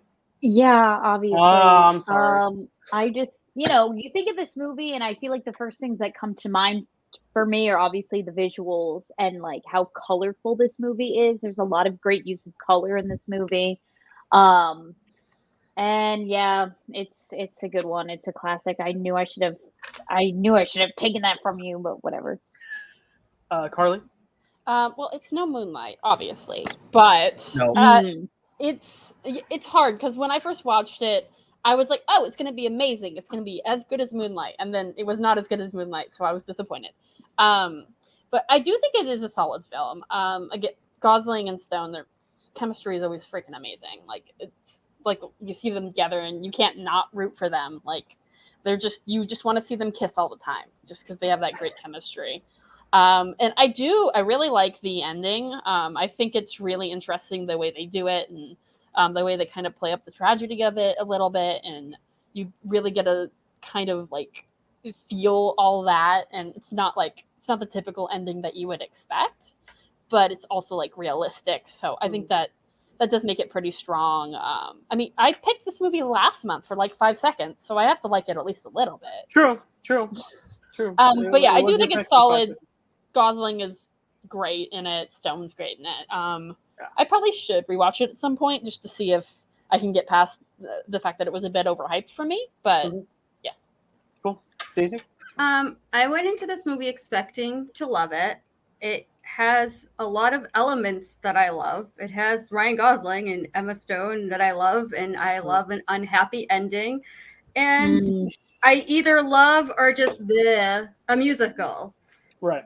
I think when I watched this, I was in a time in my life that nothing that wasn't Thor was really going to hold my attention, to be honest with you. And so it definitely deserves a second chance. I've said this all along, but because I had such a kind of feel for it the first time, it's hard for me to give it that second chance. I wanted to going into this because I know how popular it is, and it definitely would be more popular on my board than the ones I have. But I just didn't get to it. And So if it was Chris Hemsworth waltzing with the gauze through the stars, you probably would have liked a lot more. I mean, I would have absorbed. The problem was my attention to it. I wasn't giving it enough attention to get connected to it and absorbed in the story. Was really the issue. And maybe if it was better, it could have kept my attention to connect with it. I don't know. I have to rewatch it. I'm not saying that that's the case. I'm saying I have to rewatch it. I was also going to say my joke earlier where I was going to pick the film that started with L.A. I didn't even realize this also starts with L.A. So yeah, that's there's a lot of laws. There's I thought you were referring to Lars, Lady, and La Land. So that's pretty fun. All right, fifth round. We're going to keep it a little speeded up a little bit, but I'm going to go with another. Actually, I was going to go with another Chazelle film, but we've covered Chazelle for Robbie and for Goz. Even though I think there's another masterful Gosling performance in a Chazelle film that Kelsey may pick, so I'll leave that open. I'm going to pick one, though, where he's not the main character, or at least not in it the whole way through. And that is the one that Chad alluded to earlier, the one that Karly picked the same director for. It's Place Beyond the Pines. Place Beyond the Pines. I'm not going to spoil what it is, especially with Gosling's character, because there's some twists and turns in that film. But it's basically a 3-act film. Each act kind of follows a different character, but they're all connected in some way. I love films like that. It's kind of like we were talking about Crazy Stupid Love, but in an even broader sense, where like the characters in Act 1 and Act 3, let's say, like they barely interact, but you can kind of feel the presence throughout. Gosling's only in a little portion of the film, not even a little portion. He's in a third of the film, but it's kind of like the Mahershala Ali thing with Moonlight, where his whole presence is still felt throughout, even if he's not always on screen. And I feel like that's the power of a great actor. I actually think if we're ranking strictly performances, this is my number one Ryan Gosling performance. I think Blade Runner 2049 is a better movie. I still think La La Land's a better movie. But in terms of performances, it's this and then the other Chazelle film, which may be mentioned, so I'll bring it up at the end. But I think this is his best performance, period. And I think it deserves to be mentioned here because I think it's a really, really delightful. Not delightful. I shouldn't say that. It's not a delightful film. It's a depressing film. But it somehow makes me feel less crappy than like Blue Valentine does. And it's a great pick, Karly. But like I think this is the one I prefer of this director's more, just because for some reason it has an energy to it that I really like. I mean, it's kind of a heist film as well, which is kind of cool. Ben Mendelsohn, Kelsey, if you love Talos, you'll love him in this too. Ben Mendelsohn. So great film. Anyone else? Kelsey, have you seen this one or no? No, I have not. Stacy, you just watched this for the first time. Yeah, I just watched it, and it's got pretty high on my list. I've really, really liked it quite a bit. He's everything just so cool in it. He just resonates coolness. He really is, and you root for him, even though you know maybe he's not best for that situation that he's in, but you root for him anyway. This seems to be a reoccurring thing with Ryan Gosling that we're rooting for him despite things. Mm-hmm. I was so shocked that he was not in the whole movie, but I expected what happened. I just didn't expect it when it happened. So in Bradley Cooper is really good. I'm not always a huge I'm never like not a Bradley Cooper fan, but he's just never like a draw for me really one way or the other. Like I don't really care most of the time, but he's so good in it. And again, his character makes some surprisingly good decisions. So that was a very nice subversion of expectations there. I highly recommend The Place Beyond the Pines. It is not always the easiest watch, but it is definitely worth it. It's really good. Yeah. Chad? This is definitely a party film. I would have picked it if you wouldn't have if you didn't, because Party in the Pines. Party in the Pines. Just because I love the unconventional method of storytelling that this has. And this is actually one, because I used to be like a huge, and I still am, but I used to like watch a lot of like Chris Stuckman. And he's the one that like kind of like was talking very highly about this film and really brought it to my attention. I checked it out, loved it. I already loved Goss, but this like furthered that love for him. It's got like a lot of like really great like thrilling moments in this. It's kind of like a hell or high water type of situation with him, and likable, but maybe doing not the best things, and it's just a really interesting character take. I love, Bradley Cooper. Definitely, I love him so much, and I love him in this. And then I love like the kind of I will say a father-son dynamic, but then also I just really, and I don't always love, but I really love Dane DeHaan in this. Yeah, really good. I was just thinking that. It's like one of those things to where like he's kind of like gone off the map a little bit now, but like when Dane DeHaan's time was here, I feel like he was really good, specifically in this film. And Chronicle and stuff like that too, but like this film specifically, I think he's so He's good. in Oppenheimer. Oh, he is? Okay, the great return of Dane DeHaan. Love it. Yeah, so I think this is a very interesting movie. If you haven't seen it, check it out and just like don't read anything about it, because I do think it does have some cool like twists and turns, and just a lot of great people in it, and it'll probably make you cry. And it's one that like really made me want to get into like actually like watching more film and reviewing film and just loving it. So cool. Karly, any thoughts on this? I haven't seen it. I was gonna watch it, but then I had enough Gosling backups, and I was kind of tired of watching all these movies. I was like, I want to watch something else. So it'll definitely go on my list, though. Great. I think this is only the second movie we've talked about that I haven't seen, so I definitely have I was so glad it came up for this. I never would have watched this otherwise. I knew it existed, but I never had any interest in it whatsoever. Right. And it's probably one of my top 5 Ryan Gosling movies now. Like, wow, cool. It's so good. I love this. All right, Kels. I know I took La La Land from you, but what are you gonna round out your Gos pick with? So, this is probably, obviously, it's not my first pick, but here we are. It's like literally one of the only other Ryan Gosling movies that I've seen that hasn't gone away, and it's a newer movie, and it was, I don't think it was anyone's really favorite or most memorable movie that ever came out, but it does have another actor that I like in it, made by a pair of directors that I really like a lot. Oh, Dyl, what do you want from me? Sorry. No, I know. I'm kidding. La La Land. You're gonna shame me for taking the Gray Man? What the hell, man? Oh, sorry. Go ahead. So, man, it was really interesting. They have this really interesting dynamic in this movie where Ryan Gosling is kind of like the con artist, the bad guy that we're chasing after, but Chris Evans is like a jerk in this movie. So you don't really know who to root for. At the end of the day, I feel like everyone just roots for Ryan Gosling, but it's a cool character to watch Chris Evans play, especially coming off of Captain America and Steve Rogers. So it's like a nice 180 for him. And honestly, I don't really remember Ryan Gosling in this movie. I think I was too distracted by Chris Evans and his mustache. So it's funny because Ryan Gosling's the main character, so I think that says all you need to know about the movie. Right. I'm not trying to trash on your pick, Kels, because I know it's slim. And all my other movies were picked. I will say this, Kels. I appreciate you because I know you did a lot of homework for this, and I just appreciate you being here and doing this because I know you're such a Marvel niche type person, but like it's cool to get you on this draft. So I'm just happy you were able to get 2 Gosling picks in, and I'm sorry I took La La Land, but I'm glad you were here to draft, even though I think that movie is a bunch of turds, but that's fine. I'm not going to talk about it because it's your pick. I don't want to trash it, so I will let others talk about it if they have other positive things to say. I myself am not stoked that this movie is on my draft. I'm just saying. I will say it is called The Gray Man, so maybe that is a choice to make it all gray to where you can't see the action. Maybe that's a choice. So I will give it that. Yeah. Yeah. So anyway, if anyone else has anything else they want to say about this movie, I get it. I'm okay, but I watched it on a watch along, and I think because I watched it on a watch along, it was fun.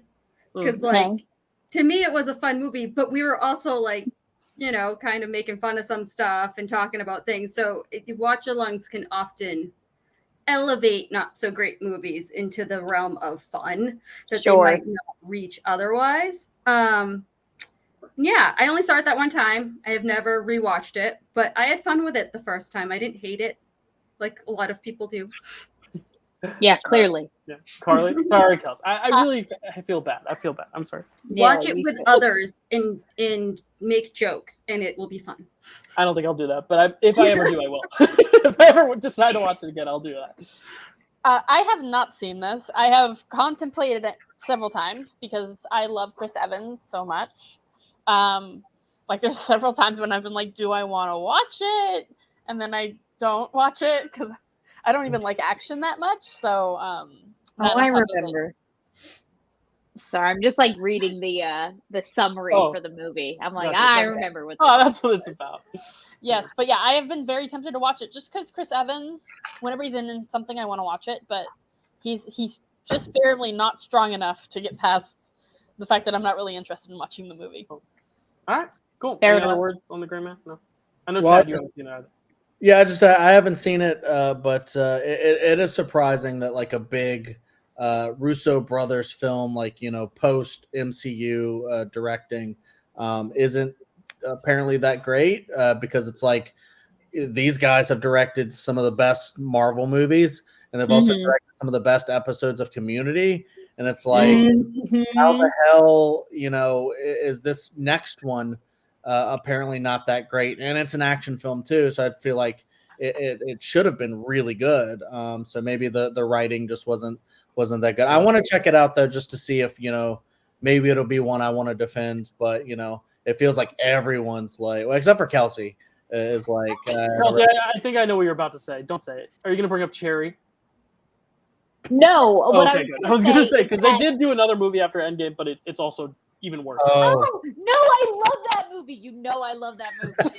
I love Cherry with Tom Holland. Oh, I love that movie. Oh, clip this. This is great. I think Kelsey should talk more about Cherry while Dyl looks. No. We are not going to bring that Listen, negativity. I really need to get out of this stress sequence or not. I was going to say, yeah, we're almost at 3 hours. We got to move it along. But what are you going to say, Kelsey?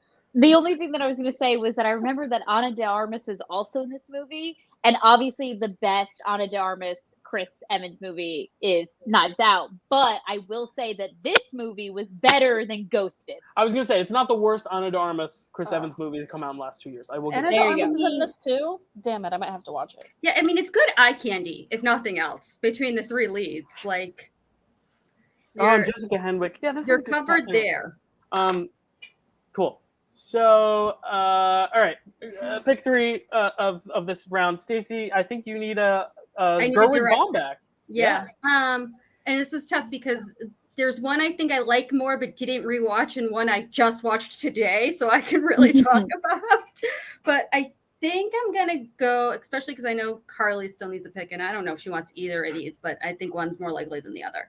So I'm gonna take White Noise. Nice. Cool. I've only seen it once.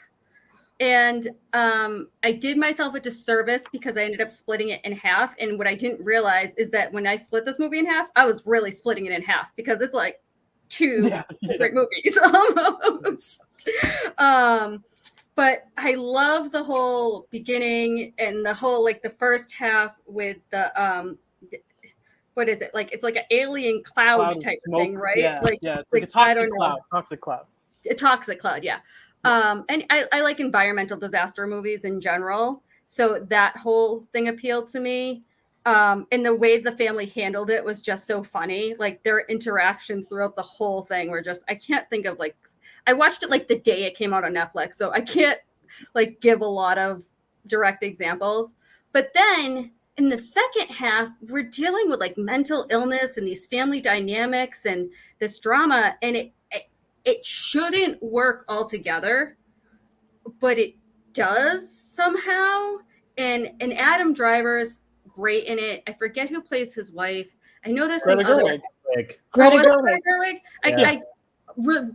Honestly, I only remember that Adam Driver's in it. I don't remember a single other actor in it. And I know there was some other ones that I knew. But again, it's been a while. So anyway, I really liked it. I really liked how it combined the two genres. I want to rewatch it. I just didn't need you to know that it would be on my list. So I haven't. But it's I'm sorry, Karly. I didn't even know you'd seen this one. No, you didn't take it. I was okay, good. You didn't take the one that, Just to move it along quickly, I just want to say one quick thing about it, though. It's a really cool to see him work with a big budget because Baumbach is such a low budget filmmaker. This is the first time they give him a big budget, and it's cool that it's such a wacky film as this. So I really like it. And shout out to my co-star Been on the Run, Matt Pearl, who was Adam Driver's stand-in for the film. Yeah, very cool. Yeah, this is definitely a party pick. You know, I didn't know what to expect. It's a very weird movie. Adam Driver, he's like a professor of Hitler studies. It's like such a weird, specific form of study. It feels like that Community episode where it's like the Who's the Boss class. Like, who is the actual boss? Do we want to know?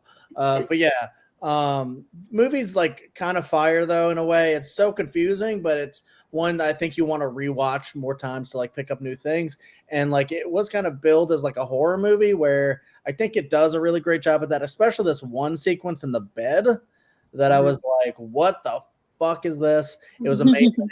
That specific part was a really great jump scare. Check that shit out because it's weird and I loved it. Yeah. Oh, and the dance sequence at the end is one of the my god, the best credits ever. And it has such a great needle drop from Tell Me, LCD Sound System. Oh yes, sorry. I wasn't sure. It's a very fun, wacky, weird movie. Yeah.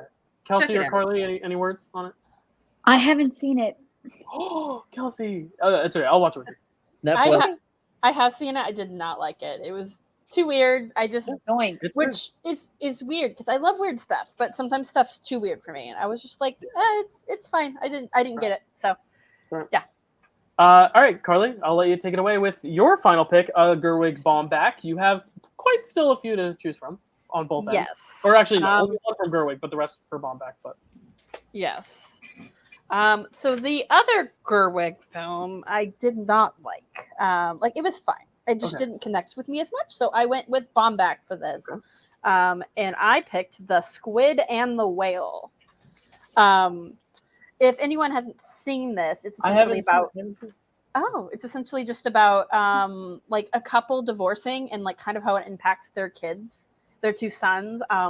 One of their sons seems to like relate more to mom while the other one relates more to dad. And it's really interesting. I really liked it. I thought it was like, it felt very coming of age. And it was, I always like stuff with more contained cast, and like the main characters are pretty much just the parents and the two sons. And it's really cool, like being able to watch it's more of a separation than a divorce, I believe. And just being able to watch them kind of like trying to find their place and figure out like how are they reacting to the separation, because I think they have a comment or something about how like they didn't, like it's very unexpected for them and it's a little bit difficult for them to deal with, and it's just really interesting seeing how their kind of opinions evolve over time. Like there's this one son who really sides with dad at the beginning, and like towards the end of the movie he kind of changes his feelings on dad a little bit. It's just really interesting. I really hated the dad in this. Like he drove me crazy. Like I could not stand him, but like I do like how it really makes it humanizes the characters a bit and really makes you kind of try to see things from a different perspective. And I just think it's a really strong film. I knew I'd like it, but I didn't expect to like it as much as I did. I definitely would have picked the three that have already been picked other than Stacy's before this one, but I think it's like a really cool, interesting film. Last I saw in the US, it was on Netflix, so pretty easy to access if you have that. So yeah, I really liked it. I would recommend it. Cool. Yeah, I haven't seen it. Anyone else? Chad, have you seen it? Definitely a pretty party pick. If you're gonna look at like Noah Baumbach films, I feel like this is one that is, if you want to think of Noah Baumbach as like a pretentious kind of guy, I feel like this is like one of the ones that many might think is very pretentious because of like just the conversations that they have. You got like a very like a pretentious dad with his pretentious little son, which is a very early performance from Jesse Eisenberg, like pre-Social Network. I think this was pre-Adventureland too, so it's like really early Eisenberg. And I was very surprised to see him in this. But as much as I'm saying it feels very pretentious, I think it is a really cool good story about like the kind of like a little bit marriage story vibes. I mean, you can kind of see that, I guess, in a lot of his films, but you know, a lot of really great acting, and you know, I liked it all the way through. Yeah, interesting film. A great pick, Karly. I was thinking about it myself. If I hadn't got Marriage Story, this would have been a quality pick as well. Very, very party pick. Cool. Who did Any other? Jesse Eisenberg play? Was he the younger brother? Because He was the older brother. no, that's Michael Cera. Michael was Cera. No, it's. Oh no, I looked it up. It's Jesse Eisenberg. Really? Yeah, Michael Yeah. Cera. It's a similar type. He looks so much like Michael Cera in that movie. I didn't look it up. I just, based on his appearance, that's who I thought it was. Yeah. Oh. Interesting. No, they're basically the same person. Cool. Kelsey or Premiere Night Barbie. Have you seen this one? Yeah, I did watch it for this. I'd seen it once a long, long time ago too. I just want to smack everybody in this movie, so it's not enjoyable to me. There's not a character, even a little kid, kind of want to smack like all of them. He does some weird shit in the movie. Yeah, I'll tell you that. even like the mom who you're supposed to kind of root for and relate to. Sometimes I really just want to smack the shit out of her. So I'm good. I'm all set. All right, so Chad, round us out. You have one more gauze left. Oh yeah. What are you gonna go? There's still a lot of heavy hitters out there. There's some really, really good gauze picks left. If you don't have one, I do have my number one. I was afraid someone might take it, you know, because the nice guys got swooped out, which is a great party pick. You know, and the big reason I wanted that is because I wanted to show the range of Goss on my draft. But I'll go something very similar to something I already picked from Goss with Blade Runner 2049. I'm gonna go another iconic performance from this man, iconic film. Drive is my. Nice.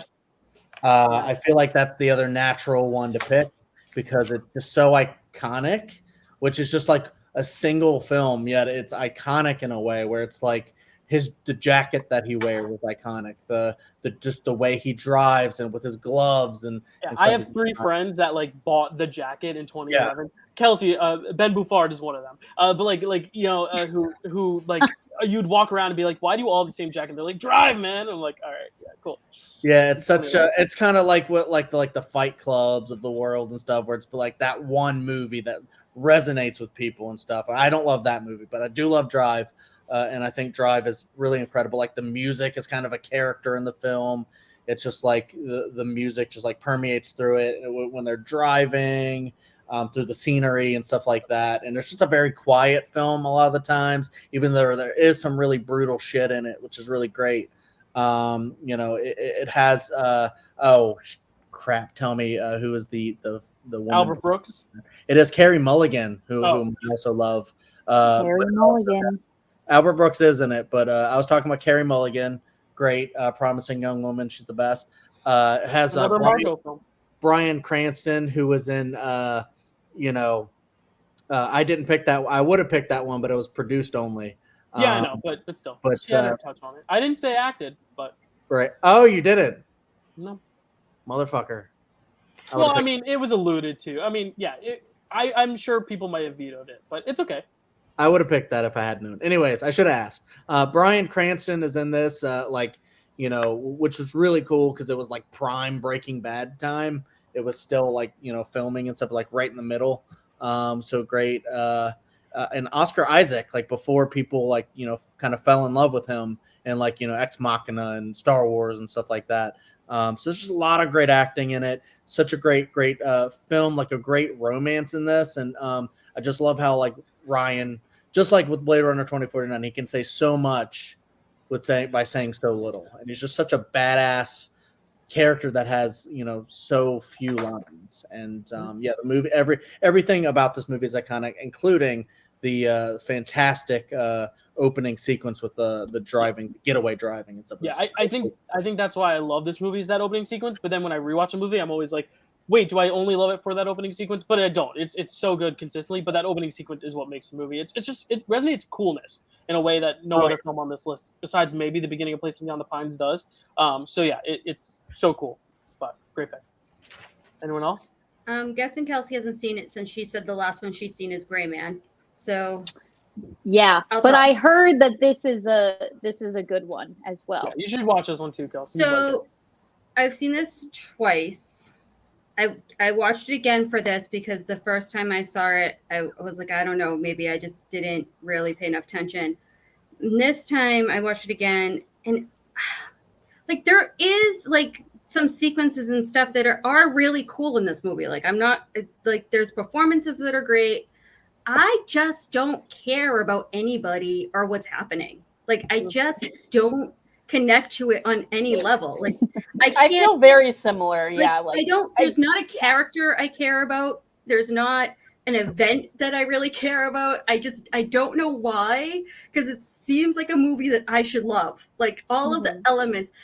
My favorite thing is that he's a Scorpio and wears a scorpion jacket. That's my favorite thing about the movie. So there you go.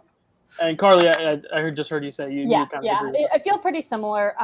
Like it looks great, but I remember like having almost the exact same thought when I was first watching it. I was like, it looks great, but I just don't care about the characters much. There's not something I can connect to necessarily. So yeah, I will say though, for the last pick of the draft to get Drive, which is really kind of universally known as one of his more iconic roles. I mean, I think there's some great draft value all over this thing. I'll rattle off the draft boards in just a sec, but it's really quite a draft board, and we still have some honorable mentions, which we'll get to in a sec. But our draft boards, we hit the 3-hour mark, but it's where there was great conversations.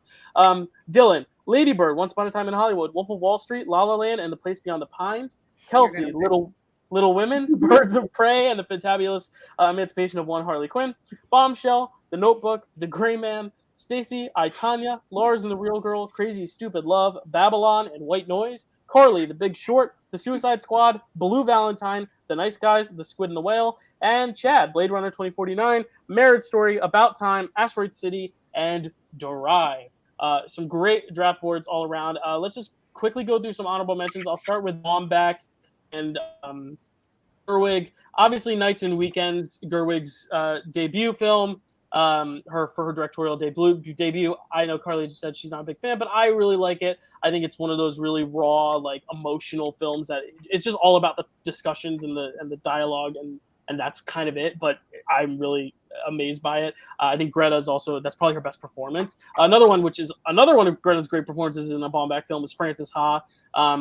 Amazing film about 20 to 30-year-olds in New York City, which is like me right now. So like I relate to it uber so much. So those were the other two on my list that I would have considered. But anyone else have any other Baumbach or Gerwig? I know Fantastic Mr. Fox was written by Baumbach, but so it was ineligible, but I know that's also worth mentioning. Any other ones? I definitely would have picked that.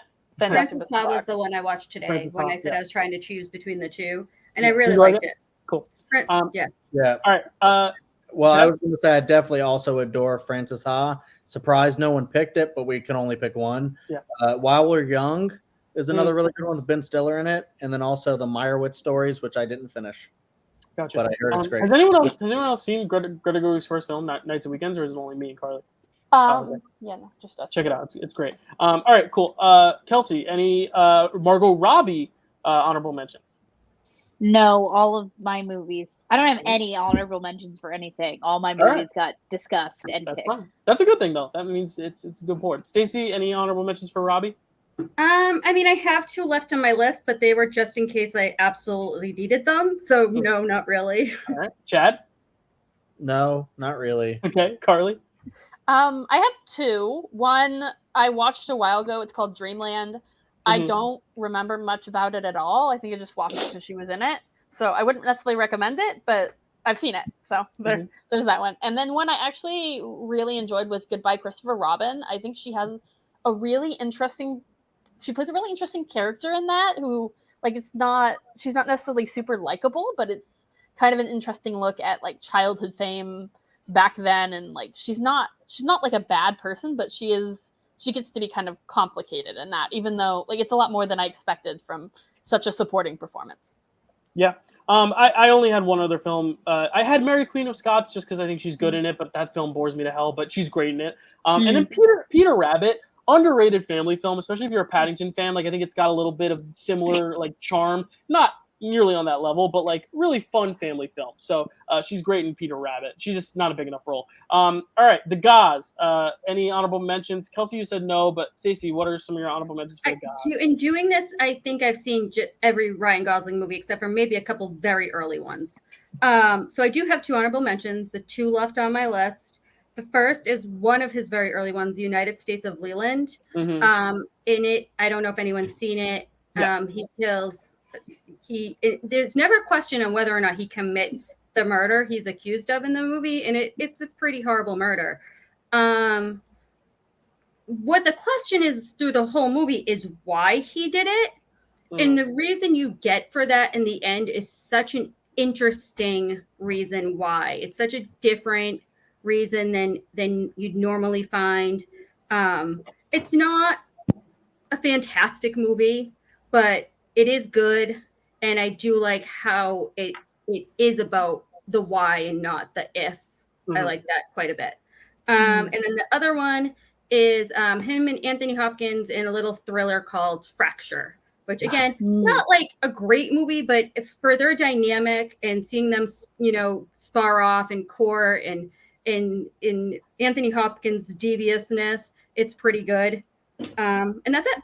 Yeah. I was going to say 2 of my top 5 were still on the board. One of them being the other Chazelle film I was alluding to, First Man. I think it's next to Place Beyond the Pines, probably my favorite performance of his. He deals with like depression and what's introvert, plays an introvert really well in that. And Claire Foy is amazing in that too. I think it's some of the best filmmaking in terms of like visually that Chazelle's ever done. And then another one is where did it go? Half Nelson, yes, thank you.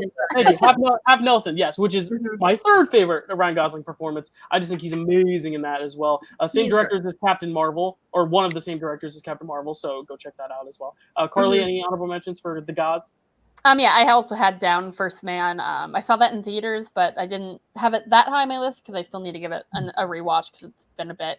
And I also had Fracture, like Stacey said. Solid film. I wouldn't say it's like super special, just interesting. And Chad? Oh, hell yeah, dude. I mean, you got like First Man, as you said, I think is a really great, underrated film from Chazelle and Gosling, both, and Foy and all that. Really, really cool film. I loved how they did the sequence of them taking off and stuff, and you realize just how like they're in like the small tin can going to the damn moon and shit. And then the other one that no one ever brings up, but you got little baby Gosling in it. It's Remember the Titans. Yeah, I forgot about that. Yeah, so fun to see little cute Gosling as a little boy. I still need to see that. I've never seen it. I mean, Gosling does mean little goose, so he. There you go. Sorry, I don't know why I brought that up. Yeah, great. I mean, y'all, we put together a fantastic draft board. Can I say something before we wrap up?